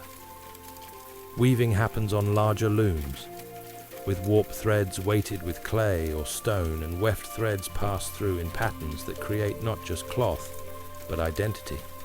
Colors and patterns declaring origin and status through visual language everyone understands. The fields surrounding the hill fort require daily attention. Some lie close enough that workers return for a midday meal. Others, particularly the larger cleared areas in the valley, mean longer days away from the settlement. People head out in groups, carrying tools and food, planning their labor according to season and crop and weather. Today it's weeding, endless, eternal weeding, that struggle between cultivated plants and everything else that also thinks this soil looks promising. Children old enough to be useful, but young enough to still require supervision, accompany adults to the fields. They learn through watching and helping, how to identify crop versus weed, proper hoeing technique, and the satisfaction of seeing cleared ground. They also learn patience, that agricultural virtue rivaling any other. Plants grow at their own pace. Rushing helps nothing. It's better to work steadily and sustainably than to exhaust yourself before the task is complete. Back in the hill fort, those remaining attend to different necessities. Elderly members work at tasks suited to seated positions and accumulated knowledge, fine weaving, careful tool sharpening, and food preparation that requires experience more than strength. They mine younger children too, the ones not yet useful in fields, but definitely capable of finding trouble if left unsupervised. Stories get told during these hours, knowledge transferred through narrative about how things work and why they work that way, and what happened when someone tried different approaches. Midday brings those working nearby back to the hill fort. The sun stands nearly overhead, shadows compressed to minimal presence. People seek shade where possible, under extended roof eaves, in the lee of the earthworks, or anywhere offering relief from direct exposure. They eat bread and cheese, dried fruit, and occasionally fresh vegetables when the season provides them. Water passes around, lukewarm from sitting in containers, but still welcome. The afternoon continues the morning's activities, but with increasing awareness of the approaching evening. Work progresses toward natural stopping points rather than pushing for excessive completion. Someone starts thinking about dinner preparation, assessing what's available and what would work well combined. Another person checks the animals, ensuring they've had water and planning where they'll graze tomorrow. The hill fort's elevated position means you're constantly aware of weather approaching. You see the clouds building in the west long before valley dwellers notice them. The changing light, the shift in wind direction, the particular quality of air that suggests rain's coming. All these signals arrive early at elevation, providing time to secure anything that shouldn't get wet and warn people in distant fields to finish up and return. As afternoon edges toward evening, people drift back toward the settlement. The workers from distant fields return, tired but satisfied with the day's progress. Tools get cleaned and stored. Animals return to their overnight pens. The tempo of hill fort life shifts from productive activity toward evening's slower rhythms, food preparation, small repairs, and social time, when the day's labor no longer demands full attention. Dinner preparations create new smells across the settlement. Most households eat porridge variations for efficiency, grain cooked with whatever's available to make it more interesting. But some nights call for more effort.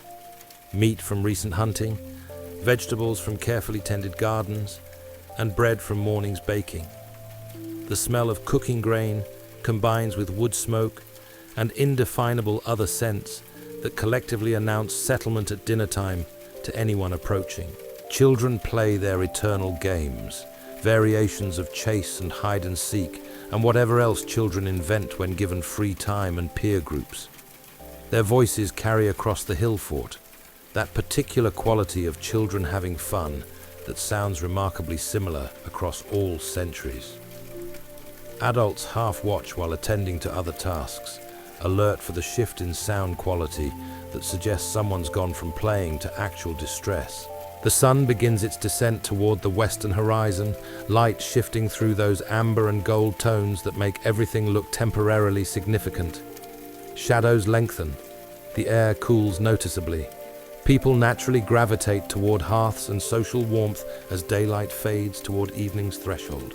This is daily life within the earthworks. Not dramatic, not particularly memorable, but reliably human in its patterns of work and rest, effort and satisfaction, and individual actions contributing to collective survival and continuity. Standing near the hill fort's eastern rampart, you can see for miles. The landscape unfolds in layers: foreground, middle distance, and far horizon, each with its own textures and colors and qualities of light. Morning mist still clings to the lowest valley areas, making distant rivers appear as silver ribbons floating against undefined green. The view changes constantly, yet remains fundamentally familiar. The same territory observed through every season, every weather condition, and every time of day. This elevated perspective shapes how you understand the world. Down in valleys, vision terminates quickly against the next hill, the next forest stand. Your world necessarily remains local, bounded by immediate geography. But from up here, you see relationships between things, how the river connects distant areas, where forest transitions to cleared land, and the patterns of human settlement spread across available terrain. You see not just your own small territory, but the larger landscape you're part of. The valley directly below shows patchwork cultivation. Fields irregular in shape follow terrain contours, bounded by hedgerows or stone clearance piles. Some lie fallow this year, already showing signs of returning vegetation. Others bear crops at various stages of growth. The patterns make sense from above, in ways invisible from ground level. The agricultural logic of crop rotation, the careful distribution of labor across available arable land, and the balance between production and soil maintenance. Smoke rises from several points in the valley. Other settlements, smaller than the hill fort, mark where families or small kin groups maintain farmsteads. You know these people. They're connected through marriage or trade or simply proximity. They bring grain to the hill fort for storage during times of plenty. They seek refuge within the earthworks when threats materialize. They participate in seasonal festivals and major communal work projects. The threads of connection between hill fort and valley settlements create social fabric as real as any woven textile. The forest covers much of the visible landscape, interrupted by cleared areas but remaining dominant. Not the primeval wilderness of earlier millennia. Humans have been shaping these forests for generations, selectively harvesting useful wood, clearing areas for cultivation, and managing understory for preferred species. But still substantial, still wild enough that you wouldn't casually wander through alone without clear purpose and reasonable caution.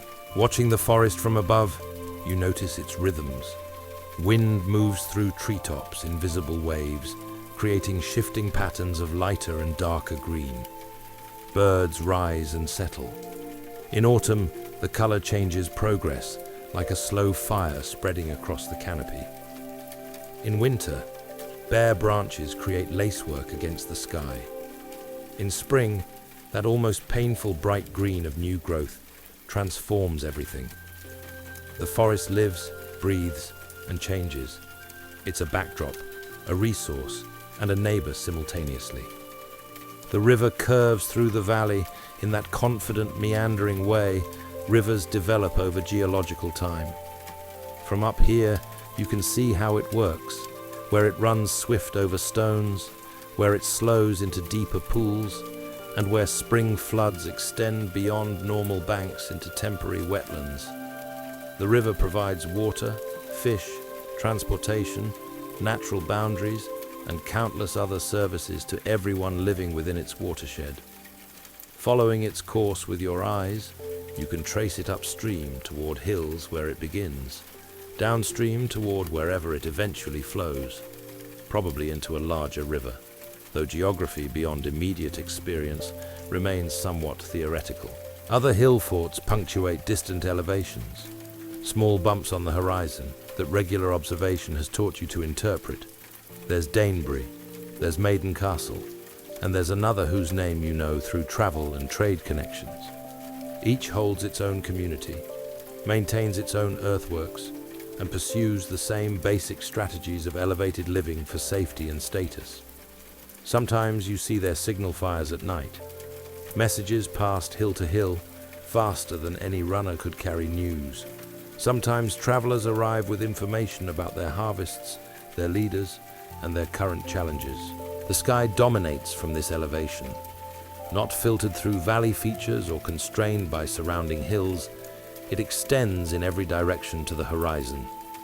You become intimately familiar with cloud formations and their implications for coming weather.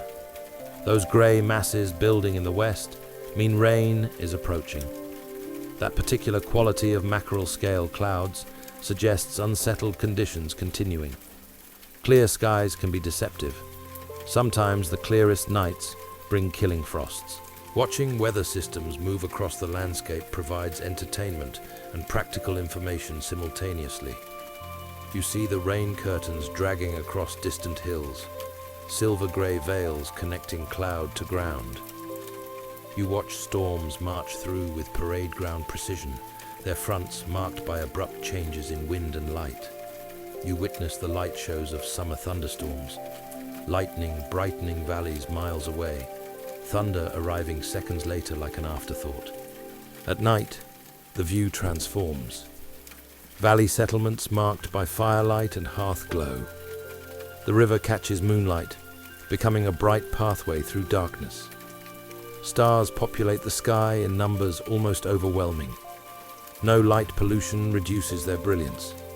The Milky Way stretches overhead like a river of light, its banks populated by constellations your grandparents taught you, each one connected to stories that explained or entertained or warned, depending on the narrative.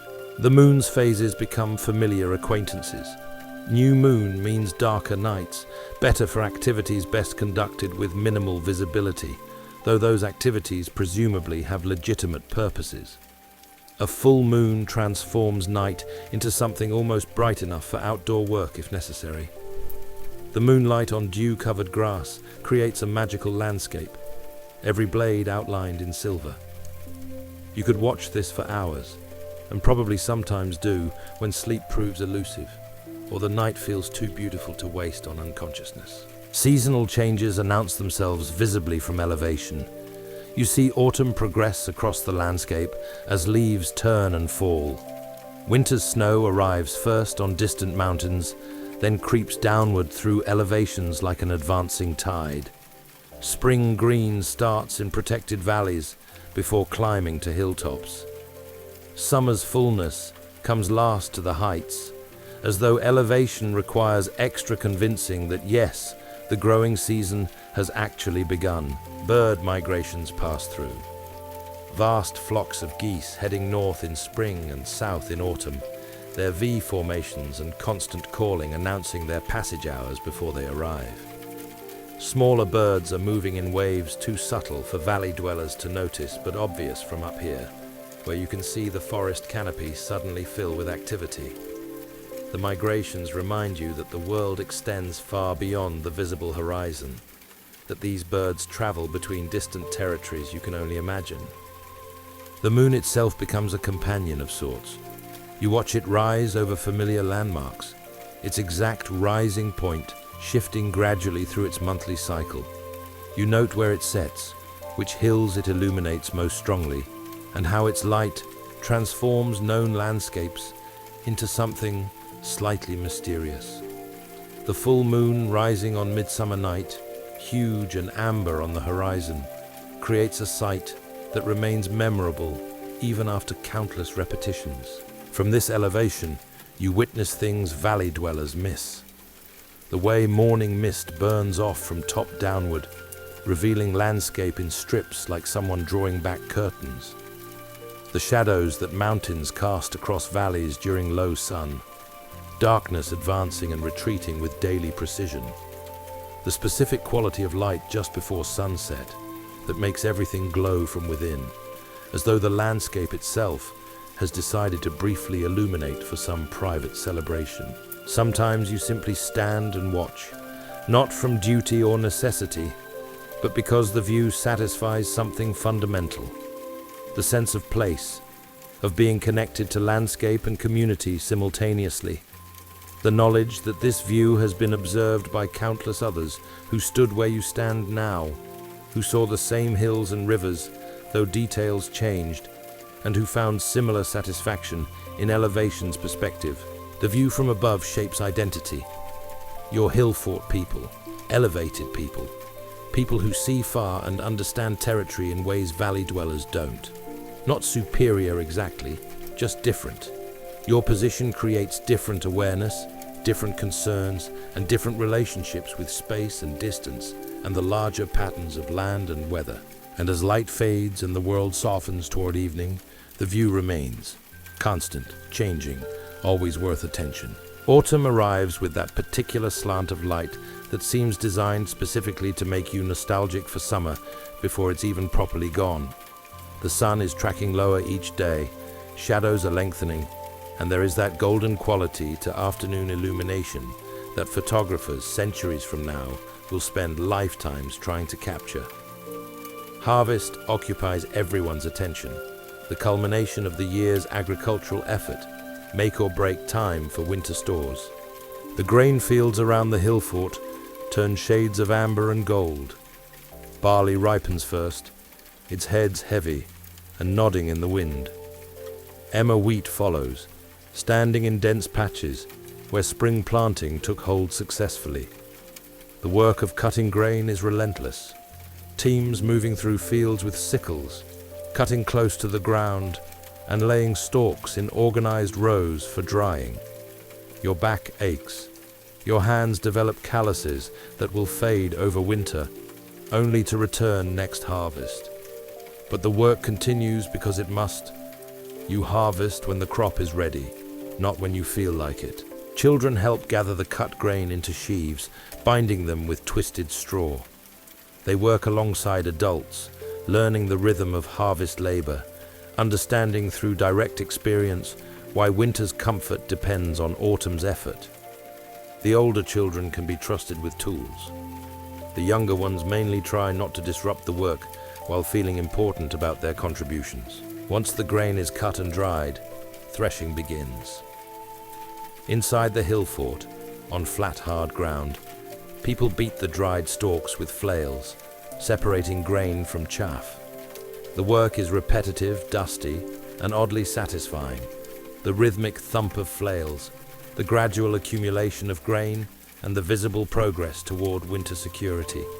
Later, when wind permits, someone tosses the threshed grain high, letting air carry away the lighter chaff, while heavier grain falls back to collecting baskets. This winnowing requires patience and favorable conditions, but you've developed both through necessity. The grain gets stored in raised granaries, scattered throughout the hill fort, wooden structures elevated on posts to keep contents dry and away from rodents. Some grain goes into sealed pottery vessels, packed tight and covered with clay sealant. A few communities have begun digging grain storage pits, clay-lined holes that create anaerobic conditions, preserving contents when properly sealed. The diversity of storage methods hedges bets. If one method fails, others might succeed, ensuring some food survives to spring. Apples ripen in the valley orchards, such as they are. These aren't carefully cultivated trees producing uniform fruit, but half-wild things that someone once decided to protect and occasionally prune, resulting in small, tart apples suitable for immediate eating or drying for winter. Children climb the trees, shaking branches, gathering fallen fruit into baskets. Some apples get crushed for cider, the juice left to ferment in pottery vessels. creating something stronger than water that will last through winter without spoiling. The forest offers its own harvest. Hazelnuts require careful gathering before squirrels claim them all, a race you're not always confident of winning.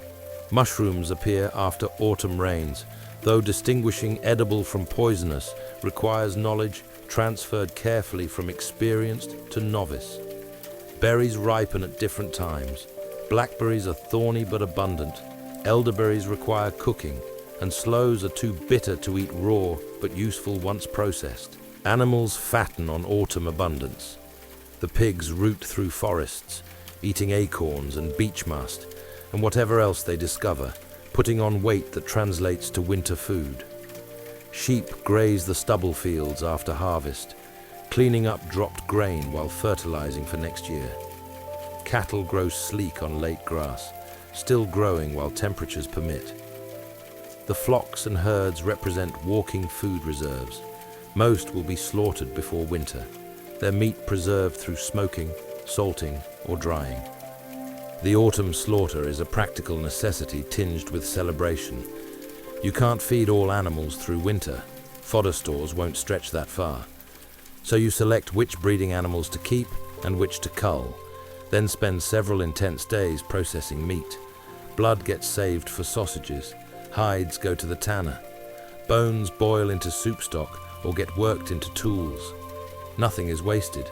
The animals provide too much value to discard any useful portion.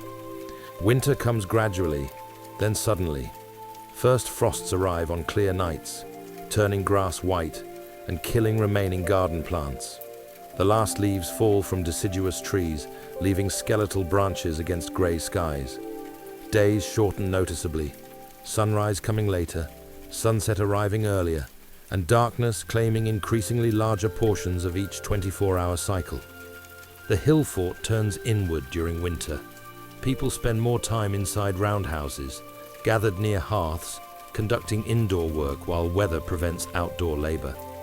It's the season for maintenance and craft, mending tools, repairing damaged items, and creating new goods that summer's busyness left no time for.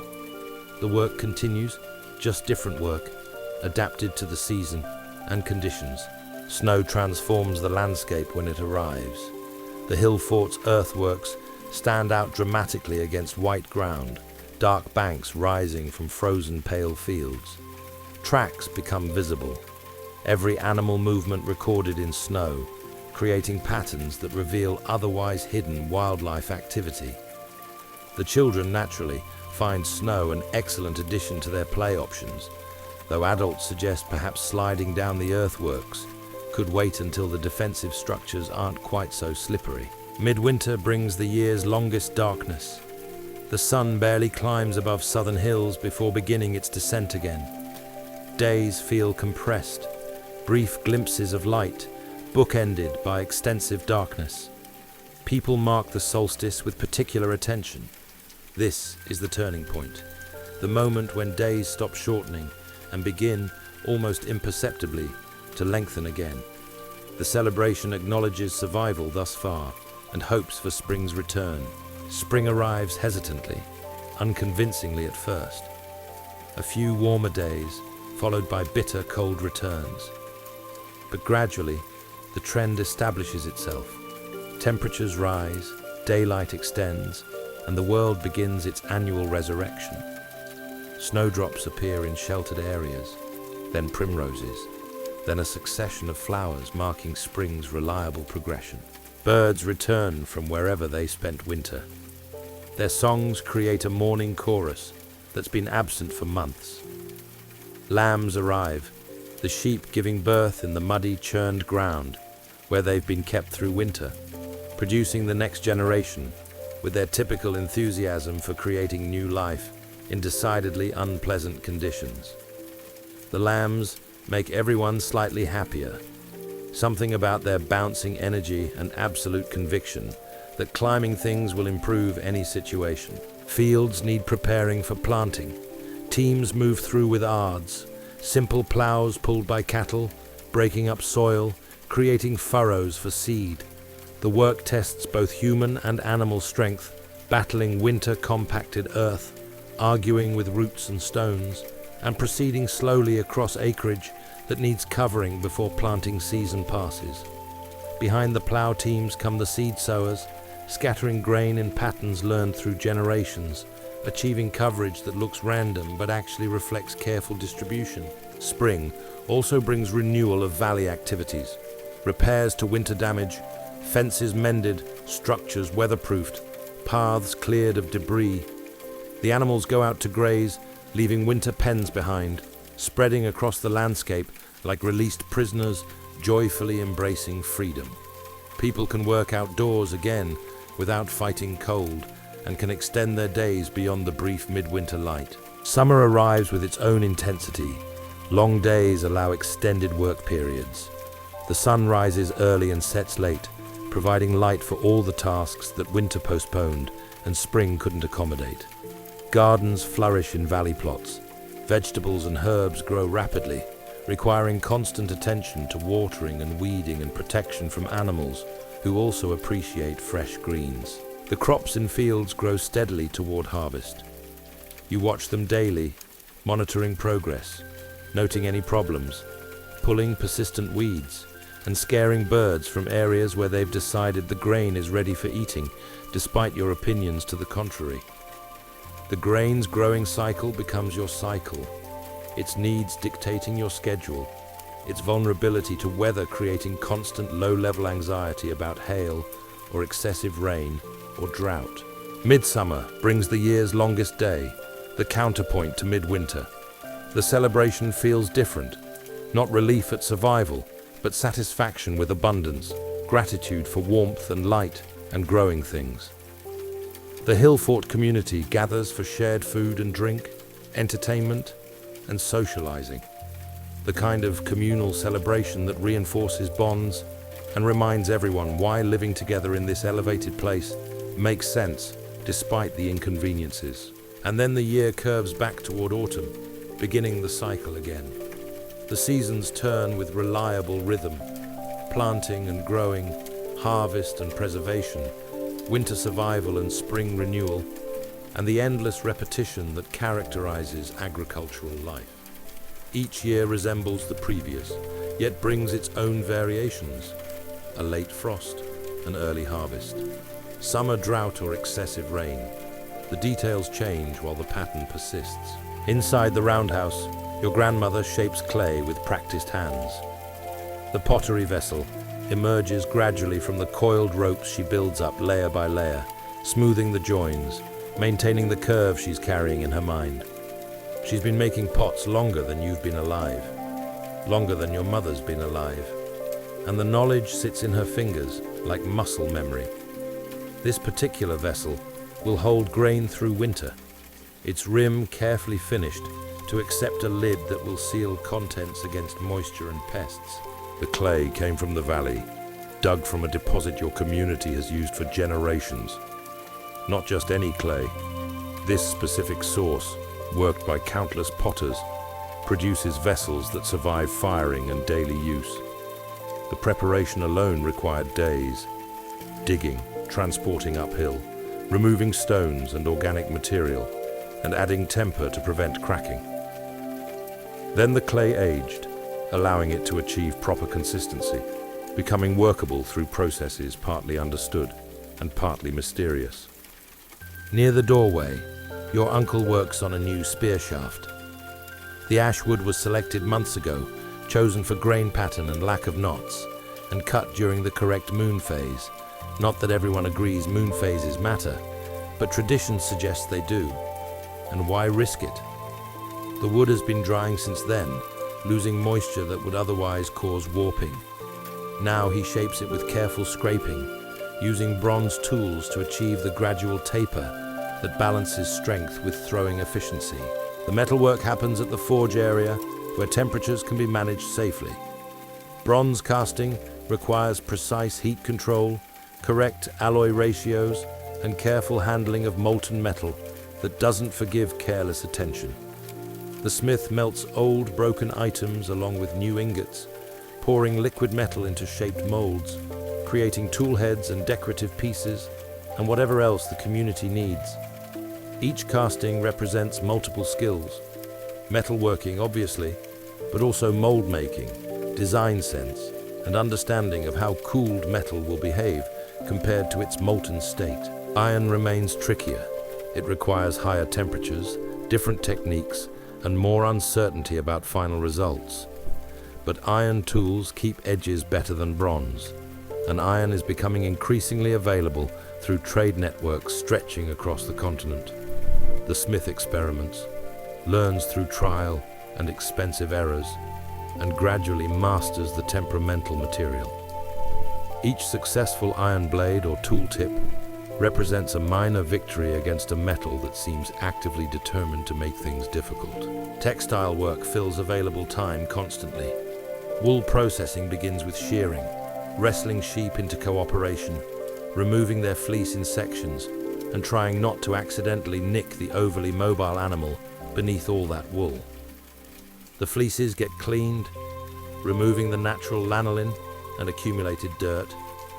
Then comes carding, aligning the fibers so they'll spin smoothly. And finally, spinning itself, that meditative process of drafting and twisting wool into threads strong enough for weaving. The spinning happens everywhere, while walking between locations, while chatting with neighbors, while supervising children, while resting between other tasks. The drop spindle twirls, the thread lengthens, and gradually enough thread accumulates for weaving. The constant low-level productivity of spinning means thread appears almost magically, as though created by the ambient activity of daily life, rather than deliberate focused work. Weaving transforms thread into cloth through that clever manipulation of warp and weft that seems simple once understood, but required remarkable innovation to invent initially.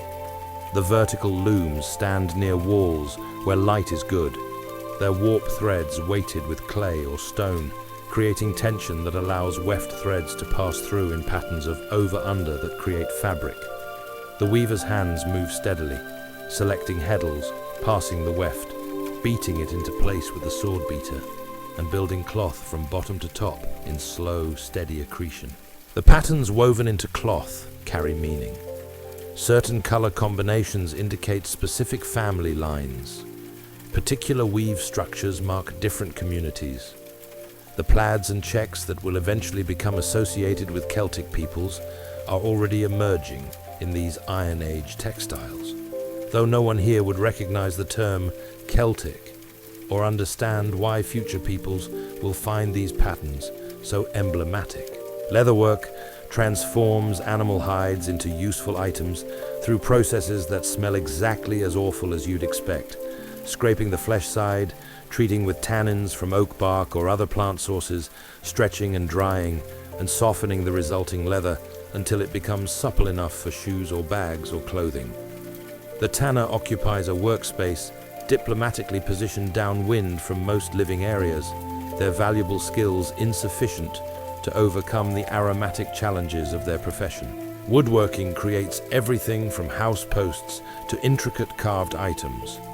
The carpenter understands how different woods behave: oak for strength and weather resistance, ash for flexibility, willow for baskets, and alder for water-resistant applications. Splitting logs along their grain, shaping pieces with axes and adzes and gouges, and joining sections through clever carpentry that uses no metal fasteners, just precision fitting and wooden pegs, and occasionally hide glue when extra strength matters. The basket weaver works willow withies into vessels and containers of every size and purpose. The material grows along streams, is harvested annually, and is sorted by thickness and flexibility. The weaving itself looks deceptively simple, strips passing over and under each other in regular patterns, but achieving consistent results requires practice and attention. Baskets carry everything, store everything, and organize life's accumulated possessions and daily necessities. Food preservation occupies significant attention and craft knowledge. Smoking meat requires the right wood, nothing resinous that would impart unpleasant flavors, nothing that burns too hot or too fast. The smoking takes days, with the meat hanging in specially constructed buildings where smoke can circulate properly, gradually dehydrating and flavoring simultaneously. Salt preserves through different mechanisms, drawing out moisture and creating a hostile environment for spoilage organisms. The dried, salted meat will last months, becoming progressively tougher but remaining edible. Pickling preserves vegetables in pottery vessels, the vegetables packed with salt or submerged in brine, creating conditions where beneficial fermentation can occur while preventing rot. The resulting pickles provide vitamins through winter when fresh vegetables don't exist. They also provide strong flavors that make monotonous winter diets more interesting, though interesting is perhaps generous, given how salty and sour preserved vegetables become. The medicinal knowledge sits primarily with elders who've learned through apprenticeship and experience. Which plants reduce fever? Which helps infected wounds? Which ease childbirth or stomach complaints or headaches? This knowledge represents community survival resources as important as food stores. Knowing how to address common ailments without access to modern medicine, working with what grows locally or can be preserved for later use. Ritual items receive particular attention and care. The pottery used for important occasions is decorated with special patterns. The bronze pieces that see only ceremonial use. The textiles are woven specifically for significant life transitions, births, marriages, and deaths. These items carry meaning beyond their material worth, connecting present community to past tradition and future continuation. Every craft represents accumulated knowledge. Generations of people learning through doing, refining techniques, discovering better approaches, and teaching the next generation who will continue the evolution. The crafts are living traditions, constantly adapting while maintaining core practices. Your grandmother makes pots slightly differently than her grandmother did, incorporating improvements learned through experience while respecting fundamental techniques proven reliable across generations. The teaching happens through observation and participation rather than formal instruction. Children watch adults working, gradually take on helper roles, and eventually attempt the craft themselves under supervision. Mistakes happen. Cracked pots, broken tools, cloth woven too loosely. But mistakes teach, and patient correction guides developing skills toward competence and eventually mastery. Within the hill fort, these crafts create self-sufficiency. The community produces most of what it needs through internal labor. Trade brings in items that can't be made locally. Specific types of stone for tools, metals, salt, perhaps decorated pottery or luxury goods. But the daily necessities come from community effort, from hands working materials into useful forms, and from knowledge applied to resources through patient, skilled attention. And as evening settles and work tools get set aside, the day's productivity sits visible in completed and partial projects, evidence of human capacity to transform raw materials into civilization's basic components through nothing more than knowledge, skill, and persistent application of both. The hilltop holds something beyond strategic advantage or practical convenience. Stand here as the sun sets, wind moving through grass, the valley darkening below while the elevated ground still catches the last light. And you feel it, that sense of being closer to whatever forces govern existence. Not a specific doctrine or formal religion, but an ambient awareness that this place sits at a threshold between ordinary and other. The earthworks themselves might function as more than defense. Their massive curves encircle the settlement, creating a defined boundary between inside and outside, known and unknown, community space, and everything else. Walking the circuit of the banks, you're tracing a line that's both physical and conceptual. This is us, that is other, and this earth and timber mark the distinction. Water sources receive particular attention. The spring emerging from chalk below the western earthwork, that reliable, cold, clear flow, surely represents some gift or presence worth acknowledging. People leave offerings occasionally, small items placed near the spring's emergence. Nothing valuable exactly, just tokens suggesting gratitude or hope or simple recognition that this water makes life possible. The offerings disappear eventually, taken by weather or animals, or perhaps by whatever presence might appreciate such gestures. Certain locations within the hill fort feel distinct. The highest point, where you can see farthest in all directions, a particular section of earthwork that catches morning sun just so. The ancient oak standing near the eastern entrance, gnarled and hollow, but still producing leaves each spring, is clearly old enough to have witnessed the hill fort's entire existence. People naturally gravitate to these places for significant moments, important decisions, personal transitions, and times when you need to feel connected to something larger than immediate concerns. The seasonal celebrations acknowledge relationships between community and cosmic patterns.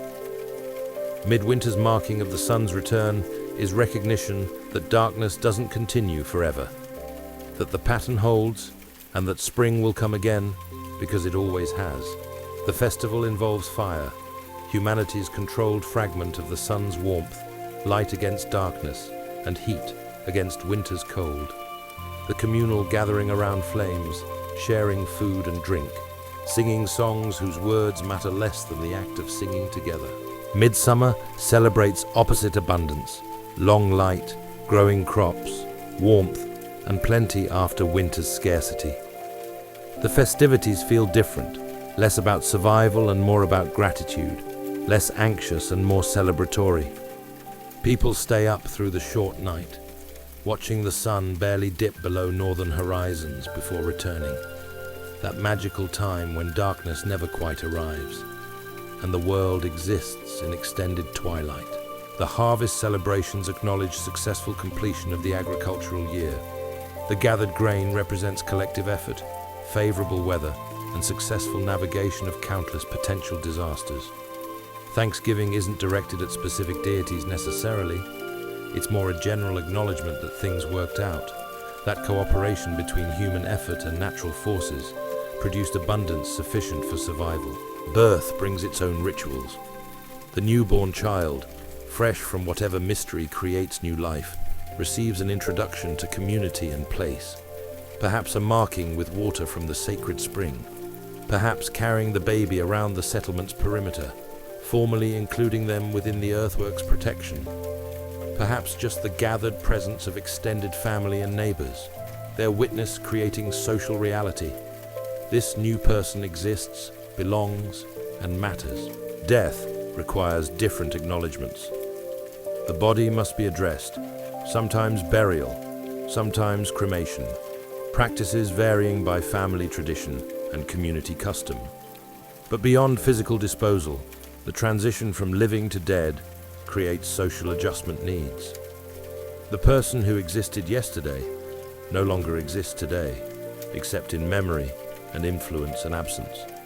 The funeral rites help the community process this change, mark the transition, and acknowledge both loss and continuation. The ancestors remain present in memory and reference. Grandmother said, or in my father's time, or according to the old stories. These invocations connect present decisions to past wisdom and suggest that those who came before still influence through their transmitted knowledge and observed examples. The ancestors aren't necessarily supernatural presences, just the dead who remain alive through continued influence on the living. Special objects carry significance beyond their material nature. The bronze torque passed down through family lines, worn on important occasions, connecting the current wearer to previous generations who wore the same piece. The carved wooden figure kept near the hearth, representing something, protection perhaps, good fortune, connection to specific ancestors or events. The exact meaning matters less than the consistent presence and the care with which it's treated. Dreams and visions sometimes receive significant attention. Someone dreams of disaster and interprets it as a warning. Someone has a vision during a fever and finds meaning in the images. Not everyone believes such experiences carry reliable information, but neither can they be entirely dismissed. The boundary between imagination and genuine spiritual communication remains unclear enough that caution suggests taking such experiences seriously. The natural world presents spiritual dimensions. Trees that survive lightning strikes or grow in improbable locations suggest some protection or significance. Birds that behave unusually might carry messages. Weather patterns that benefit or harm crops reflect forces beyond human control, but possibly not beyond human influence, through proper acknowledgement and offerings. The hilltop position itself facilitates certain experiences. Clear nights reveal stars in overwhelming numbers, the Milky Way creating that river of light overhead, and the visible cosmos suggesting scales beyond human concerns. Storm watching from elevation provides perspectives on power. The lightning, the wind, and the rain curtains moving across the landscape with indifferent majesty. These observations naturally prompt questions about existence, purpose, and humanity's place within larger patterns. No formal priesthood appears to exist, no dedicated religious specialists. Instead, knowledge of appropriate practices and significant rituals is distributed through the community, held by elders, passed through family lines, and maintained through practice and teaching. Everyone participates in spiritual life because spiritual life is simply woven into ordinary existence, not separate sacred activities, but acknowledged dimensions of daily experience. The earth itself holds significance. This particular hillside, shaped by human effort into a defensible settlement, represents a sustained relationship between people and place. Multiple generations have lived here, died here, and shaped the landscape through their presence. The ground contains their work, the earthworks they raised, the post holes from their structures, and the middens of their daily living. The physical landscape is also a cultural landscape, saturated with human history and meaning. Walking the earthworks at twilight, you can imagine the accumulated presence of everyone who walked here before. Not ghosts exactly, just the sense of continuity, of being one more person in a long succession of people who stood in this same place, looked at this same view, and thought similar thoughts about life and death, and community and existence. The feeling is neither oppressive nor celebratory, simply connecting, grounding, a reminder that you're part of something larger and longer than your individual span. The elevated ground offers perspective in multiple senses. Physical elevation provides literal long-distance vision, but perhaps also metaphorical elevation, the sense of being slightly removed from valley immediacy, able to observe patterns and relationships invisible from ground level. Not superiority exactly, but different positioning that enables different understanding. And as night fully arrives, stars emerging in their seasonal patterns, the hill fort settling into darkness punctuated by hearth fires, the spiritual dimension remains present without requiring explicit acknowledgement, simply part of how the world is, how existence feels, how meaning emerges from the intersection of place and community and human consciousness, attending to both. The hill fort doesn't end dramatically. No single catastrophic event marks its abandonment, no invasion or fire or disaster that creates clear historical punctuation. Instead, the ending comes gradually, almost imperceptibly, like light fading at day's end. You don't notice each incremental darkening, only eventually that what was bright has become dim. The first signs might simply be subtle shifts in maintenance. The earthworks still stand, but perhaps minor erosion goes unrepaired. A section of palisade that falls during winter storms doesn't get immediately replaced. Small gaps that would have been promptly addressed in earlier generations now linger, becoming permanent features through persistent neglect. Not dramatic degradation, just the slow entropy that affects anything no longer receiving constant attention. Houses remain occupied, but perhaps not all of them. Some families move to valley settlements, finding the daily inconvenience of hilltop living no longer justified by whatever advantages it once provided. Their roundhouses stand empty for a season, then two, then eventually long enough that roof thatch fails and walls begin their slow collapse back into earth. The structures don't disappear immediately. They fade over years, becoming first old house, and then where that house used to be, and eventually just slightly irregular ground where grass grows particularly thick. The reasons for gradual abandonment likely multiplied, rather than arriving as a single cause. Perhaps political situations stabilized enough that defensive positions seemed less necessary. Perhaps trade patterns shifted, making other locations more economically viable. Perhaps population pressures eased, reducing the need for densely packed hill-fort communities. Perhaps climate fluctuated, making elevated exposure less tolerable. Probably all these factors combined, creating cumulative pressure toward valley settlement. The younger generations might have been the first to leave. Young families chose to establish households in valley locations where fields were closer, water more accessible, and daily living less exposed to weather extremes. The elders remained on the hilltop, attached through a lifetime's accumulated connection, unwilling to abandon the home they'd known for decades. Their children visited regularly initially, then less frequently, then mainly for significant occasions, then eventually not at all after the old ones died. The grain storage facilities remained longest, perhaps. The raised granaries were still useful even as living spaces declined. Valley farmers continued to store grain on the hilltop, where elevation and air circulation provided excellent preservation conditions. The earthworks are still valuable as boundaries, even without a permanent population to defend. The hilltop transitioned from settlement to storage facility to occasional gathering place to eventually just that old hill fort that everyone knew about but no one actively used. Vegetation begins reclaiming cleared areas. Fast-growing species first. Brambles and young trees colonizing spaces no longer maintained. Paths fade where feet no longer walk them regularly. The carefully managed landscape of active settlement gradually reverts toward wildness, though wild is relative. Everything here has been shaped by human presence for so long that even abandonment carries cultural weight. The Bronze and Iron Age communities didn't disappear, they just reorganized. Valley settlements grew as hill forts declined. The same families, the same traditions, similar lifestyles, just different geographical arrangements. The fundamental patterns of agriculture, craftwork, and social organization, these continued.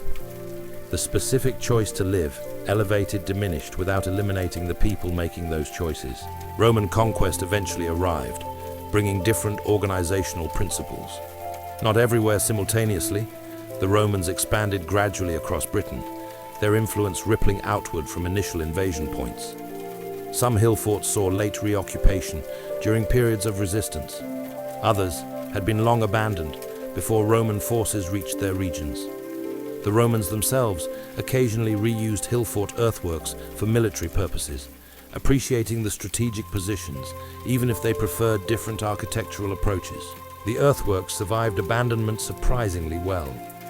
The massive banks and ditches, once established, required active effort to eliminate.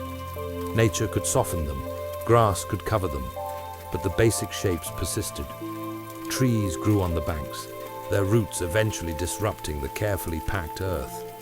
Erosion carved gullies through sections where water concentrated.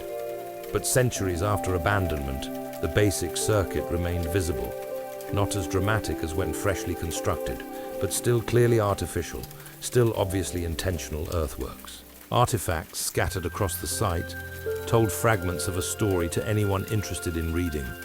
Broken pottery, lost tools, fragments of worked bone, and the occasional corroded metal item. Each piece represents some moment of daily life, someone cooking, working, repairing, and leaving physical evidence that would outlast all memory of the specific person and specific moment. The artifacts didn't explain the hill fort's history, but confirmed human presence, suggested activities, and hinted at the settlement that had been. Successive generations interpreted the ruins according to their own frameworks. Medieval peoples, encountering the earthworks, created stories about giants or ancient kings or magical beings, trying to explain constructions whose origins had faded from memory. The massive earthworks seemed to demand explanations involving superhuman builders. Regular humans, doing patient systematic work over generations, felt insufficient to account for the impressive remains. Local place names sometimes preserved fragments of memory. The old Fort Hill and the earthwork location are names that acknowledge the artificial nature of features without explaining their purpose or builders. Sometimes names reference supposed supernatural occupants, fairy forts, dragon hills, imagination filling the gaps left by lost history. Agricultural work continued around the hill forts. Farmers plowed fields right up to earthwork bases, incorporated the flat protected areas within ramparts into their field systems, and occasionally complained about ancient ditches disrupting drainage patterns. The hill forts became landscape features to accommodate and work around obstacles and resources simultaneously. The grass covered everything gradually. The exposed chalk that had gleamed white when ditches were fresh disappeared under vegetation. The defined edges of earthworks softened as centuries of plant growth, death and decay accumulated layers of soil. The dramatic visibility faded to subtle prominence, still noticeable to observant eyes, but no longer the dramatic scarring of the landscape that characterized active construction. Animals used the hill forts as they used any elevated terrain. Rabbits burrowed into convenient earthwork banks. Sheep grazed the grass-covered ramparts. Badgers established sets in protected locations. The non-human life didn't care about history or significance. It just evaluated whether the location offered food, shelter, or other resources worth occupying. Storms and erosion worked slowly but persistently. Each winter's freeze-thaw cycle slightly shifted Earth. Each spring's heavy rain carved a bit more deeply into exposed areas. Each summer's drought cracked and settled previously stable sections. The changes accumulated almost imperceptibly, but over centuries added to substantial degradation of original profiles. Yet the essential forms persisted. The circuits of bank and ditch, the flattened hilltops, and the entranceways. Resilient despite centuries of neglect, protected partly by their own massive scale, partly by grass that held soil in place, and partly by simple remoteness from areas where humans actively worked to reshape the landscape. The fading wasn't loss exactly, more like transformation. The hill fort as an active settlement ended, but the hill fort as a landscape feature, as an archaeological site, as a location carrying accumulated meaning through multiple historical periods. These continued, evolved, and became something different than the original, but not necessarily lesser. The layers of time added their own significance. And slowly, very slowly, the hilltop released its human overlay, returning toward that elevated grassland that existed before anyone thought to build earthworks, that will exist long after current concerns fade into similar obscurity. Not erasing what happened here, the human presence remains readable in every curve of earthwork, every artifact fragment, but incorporating it, making it part of the hill's biography, rather than its entire identity. You're standing on the same hill, though calling it the same requires considerable generosity, given how thoroughly everything has changed. The earthworks still curve across the hilltop, grass-covered now, softened by 2 millennia of weather and plant growth, but unmistakably artificial. Walking the circuit, you follow the same basic path that Iron Age feet once traveled, though the view has transformed beyond any recognition they'd manage. The valley below holds villages, roads, and cultivated fields arranged in geometric precision that would astonish ancient farmers. Cars move along paved routes, their speed and noise fundamentally foreign to any previous century's experience. Power lines cut through the landscape, telephone poles march in orderly rows, and somewhere in the distance you can hear the constant low hum of modern civilization's ambient soundtrack. But the hill itself remembers. The earthworks hold their positions with stubborn persistence, maintained now not through communal labor, but through conservation efforts and archaeological interest. The profiles have softened considerably.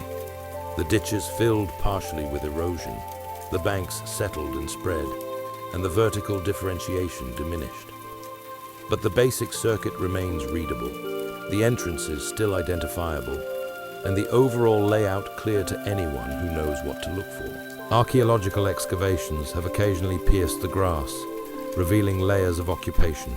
Post holes mark where roundhouses stood, their spacing and distribution suggesting settlement organization. Midden areas yield pottery fragments, animal bones, seeds, and pollen that testify to ancient diet and environment. Metal detector surveys locate iron tools, bronze ornaments, and coins from later reoccupations. Each discovery adds detail to understanding, though the picture remains fragmentary at best. The modern landscape provides strange juxtapositions. A Bronze Age burial mound stands adjacent to a transmission tower. Roman coins turn up in the same excavation layers as Iron Age pottery. Medieval ridge and furrow ploughing cuts across earlier earthworks. The layers of time compress visibly, all the accumulated human presence existing simultaneously in the archaeological record, if not in living memory. Walking these grass-covered banks, you can still appreciate the scale of achievement. The miles of earthwork represent millions of hours of labor, digging, carrying, piling, and maintaining. The coordination required, the sustained effort across generations, and the vision of creating something that outlasted any individual lifetime. The people who built this are millennia gone, their names forgotten, their specific lives unknown, but their collective accomplishment still shapes the landscape. The view from the hilltop, while thoroughly modern, still offers that elevated perspective. You see farther than valley dwellers, watch weather approaching across visible distance, and observe the relationships between geographic features. The strategic advantages that made this location attractive 3,000 years ago remain inherent in the topography, even though strategic considerations have evolved beyond recognition. Other hill forts dot the British landscape, hundreds of them varying in size and complexity and preservation state. Some are dramatic and obvious, their earthworks still imposing. Others have faded to barely detectable crop marks, visible only from the air during specific seasons.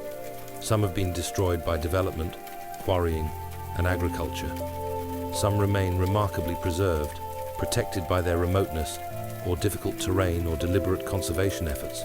Together, they represent a chapter of British prehistory, the period when elevated settlement made sense for sufficient numbers of communities that the landscape became dotted with these earthwork enclosures. The reasons varied by location and time, but the overall pattern suggests widespread adoption of similar strategies for similar perceived needs. Modern visitors bring their own interpretations. Some see primarily military installations, focusing on defensive aspects. Others emphasize social and economic functions, trade centers, community gathering places, and symbols of territorial control. Still others highlight ritual and spiritual dimensions, elevated places connecting earth and sky, boundary markers between mundane and sacred. Probably all these interpretations hold partial truth, and probably none captures the full complexity of what these places meant to their builders and occupants. The grass continues its patient work of covering and preserving. The best protection these earthworks have received has been simple neglect. Abandoned early enough that they escaped later development, remote enough that agriculture didn't level them, and undramatic enough that treasure hunters mostly ignored them. Just grass-covered hills, interesting to specialists, but invisible to most people rushing past on roads that connect more compelling destinations. Some hill forts have become recreational sites, public parks where families picnic on ancient earthworks. Children run up and down banks without knowing their significance, and dogs chase balls across flattened interior spaces where roundhouses once stood. The democratization of these spaces seems appropriate somehow, returned to communal use, even if the specific community has changed beyond all recognition. Educational programs bring school groups to walk the earthworks, touch pottery fragments, and imagine life without electricity or running water or any modern convenience. The children listen politely, maybe absorb some information, and probably mainly remember that walking up hills is tiring, and ancient people apparently didn't mind being uncomfortable, which seems strange. But perhaps something settles into memory, the scale of the earthworks, the concept of people living here long ago, the persistence of human presence across incomprehensible time spans. The night sky above the hill forts remains closer to what ancient viewers saw than almost any other aspect of the experience. Light pollution has expanded, certainly, but remote hill forts still offer relatively dark skies, where stars appear in numbers approaching historical visibility. Standing on the earthworks at night, watching the Milky Way arc overhead, creates temporal connection. This is what they saw, this same celestial display, these same patterns rotating through seasons, the universe indifferent to how thoroughly human circumstances have transformed. Seasons still turn. Spring still brings new growth to the hillsides. Summer still warms the earth and lengthens days. Autumn still paints the landscape in amber and gold before winter strips it to essential forms. The cyclical patterns that governed Iron Age life continue their eternal repetition, binding modern observers to ancient rhythms deeper than cultural change. The hill forts remind us of continuity and change simultaneously. The same landscape, utterly transformed. The same human impulses for security, community, and connection to place, expressed through completely different mechanisms. The same basic needs, food, shelter, social bonds, met through evolved solutions. The earthworks themselves are both monuments to what was and reminders of what persists. Some hill forts host modern Druids conducting ceremonies based on partial reconstructions of ancient practices. Whether these ceremonies bear any resemblance to actual Iron Age rituals remains unknowable, but the impulse itself, to mark significant times, to gather in elevated places, to acknowledge connections to land and history, echoes something fundamental that perhaps transcends specific cultures and time periods. Research continues refining understanding. New excavations, new analytical techniques, and new theoretical frameworks. The story of the hill forts gets revised regularly as evidence accumulates and interpretations evolve. What seemed certain decades ago becomes questioned. What seemed unknowable yields to new investigative methods. The past doesn't change, but our understanding of it does, constantly, and perhaps that's appropriate. The hill forts weren't static when occupied. They evolved through their active centuries, adapted to changing needs, and reflected ongoing processes rather than fixed states. That they continue evolving in how they're understood and used seems consistent with their fundamental nature as living places rather than frozen monuments. The grass bends in the wind, just as it bent 3,000 years ago. The sun sets behind the same western hills, though the valley holds lights now that will never fully extinguish. And the earthworks endure, patient witnesses to human occupation past and present, waiting for whatever future generations will make of these grass-covered banks and subtle ditches that mark where people once decided elevation mattered enough to permanently reshape a hilltop. The hill forts exist now primarily as questions. What exactly were they for? How did communities organize themselves within and around them? What specific events unfolded within these earthwork circuits?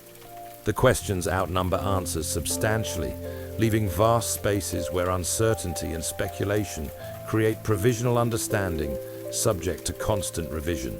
But perhaps the uncertainty itself carries value. The hill forts resist simple categorization. They were military installations and peaceful settlements, defensive positions and community centers, practical solutions and symbolic statements. The complexity reflects reality more accurately than any neat, singular explanation could. Human communities have always been complicated, motivated by multiple simultaneous concerns, their actions interpretable through various frameworks, all containing partial truth. The people who built and occupied these places have vanished into that prehistoric silence before written records. We don't know their names, their specific stories, or their individual personalities, dreams, and fears. What remains are the traces of their collective actions, the earthworks they raised, the artifacts they made and discarded, and the patterns of their settlements and activities. These archaeological remnants become our entire connection to millennia of human experience.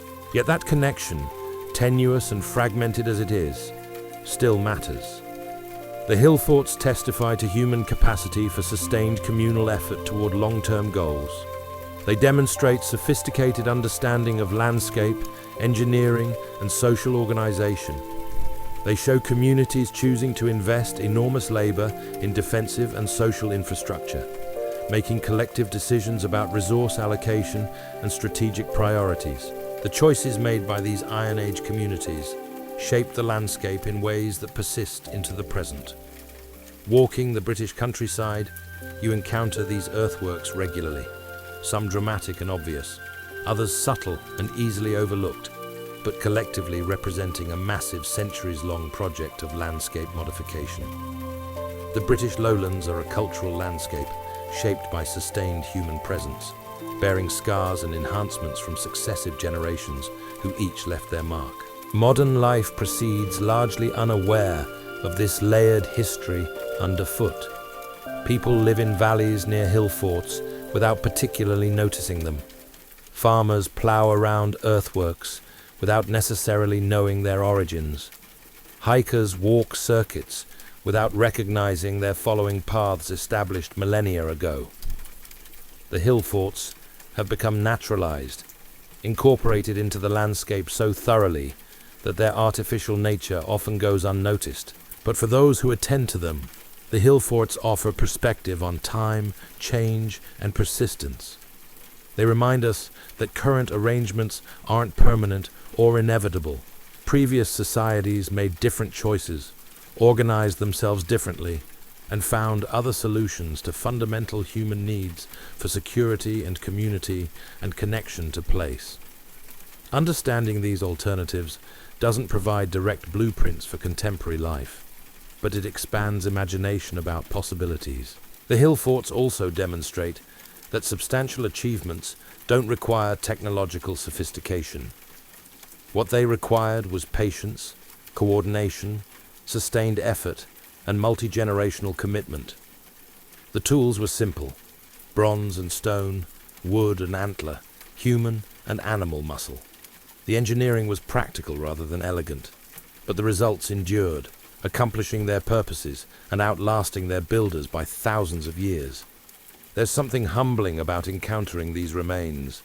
Your own life, its concerns, achievements, and struggles will fade into similar obscurity eventually. The specific details that seem so important now will become meaningless to future generations who won't know your name or story. What might persist are only traces of collective actions, patterns of how your society organized itself, and artifacts from daily life that future archaeologists might excavate and interpret through frameworks you can't imagine. This perspective isn't meant to be depressing. Rather, it's liberating in a way, freeing you from excessive worry about personal legacy while highlighting the importance of collective action and maintenance. What endures are communal achievements, social structures, accumulated knowledge, and physical modifications of the world that persist beyond individual lifespans. The hill forts teach patience, the slow work of building over generations, maintaining across centuries, and accepting that individual contribution is just a fragment of a larger ongoing process. Modern culture often emphasizes immediate results, individual achievement, and rapid progress. The hill forts offer counterpoint, long effort, collective work, and incremental progress accumulating to substantial change. They also teach humility about our own permanence. These Iron Age communities probably felt their settlements were permanent, their earthworks eternal. They couldn't imagine the day when their home would be just grass-covered ruins that occasional academics study and hikers walk past without real understanding. Yet that day came, just as similar days will come for all current settlements and achievements we consider solid and enduring. But there's also a continuity message. The people left, but people remained. The specific hill fort settlements ended, but communities persisted in new arrangements. Human life continued, adapted, and evolved. The fundamental patterns, seeking security, building homes, raising children, making tools, celebrating seasons, managing death, persisted even as specific expressions changed. We're connected to those ancient communities through these ongoing human patterns. Standing on a hill fort at sunset, wind moving through grass, distant valley growing dim while elevated ground catches last light. You can feel that connection. Not mystical exactly, but real nonetheless. The same sun setting over the same hills, viewed from the same elevated position, though everything else has changed. That consistency of sun and hills and elevation creates a thread connecting the present observer to countless previous observers who stood similarly and watched similarly and thought similarly about light and time and transience. The hill forts will continue fading gradually. The earthworks will slowly erode, settlements below will eventually expand around and perhaps over them, and future changes will layer onto accumulated past modifications. But barring catastrophic disruption, the basic forms will persist for centuries more, grass-covered, softened, but still readable as intentional human modification of landscape for purposes that archaeologists will continue debating and visitors will continue imagining. And perhaps that's a sufficient legacy, to persist as questions more than answers, to provoke curiosity about past lives and past choices, to demonstrate that humans have always been builders and organizers and community makers, and to show that ordinary people doing consistent work can achieve extraordinary things that outlast them by millennia. The silent guardians watch over nothing now, their defensive function obsolete, their occupants long gone. But they guard something else: memory of human capacity, evidence of sustained communal achievement, and a reminder that current arrangements are just one temporary solution to eternal challenges of how to live together safely and productively. As darkness settles completely and stars emerge in their eternal patterns, the hill forts become silhouettes against the sky, dark, curved lines distinguishing elevated ground from surrounding terrain. Tomorrow, people will walk here without thinking much about it. Children will play on ancient earthworks. Dogs will chase balls across former settlement spaces. Sheep will graze the banks. And the hills will remain, patient, persistent, bearing their layers of history with the same indifference they brought to accumulating those layers originally. Just hills, really. But hills that remember, in the way landscape remembers through persistent form, what humans once chose to make of them. The story isn't finished. The hill forts continue existing, continue changing, continue being interpreted and used and misunderstood, and gradually become better understood. Future generations will bring new questions and new frameworks and new technologies for investigation. The sites will yield new information, provoke new debates, and serve new purposes. But tonight, on this particular hill fort, under these specific stars, the only sound is wind through grass and the occasional distant bark of a dog who's probably not even aware they're occupying a space where dogs barked for centuries and might bark for centuries more, all of them equally oblivious to the weight of time, pressing these hills into something more than simple geography. And perhaps that's perfect. The continuation of simple life across these historically saturated spaces, the mundane present occupying the extraordinary past, tomorrow arriving whether or not we understand yesterday, and the eternal human process of making homes and meaning from whatever landscape we inherit and whatever circumstances we face. The hill forts endure as a gentle reminder that we're neither first nor last, that our moment is just a fragment of a longer story, that what we build might persist in unexpected ways, and that the land remembers even after memory fades, holding traces of everyone who walked here before in its contours and its silences.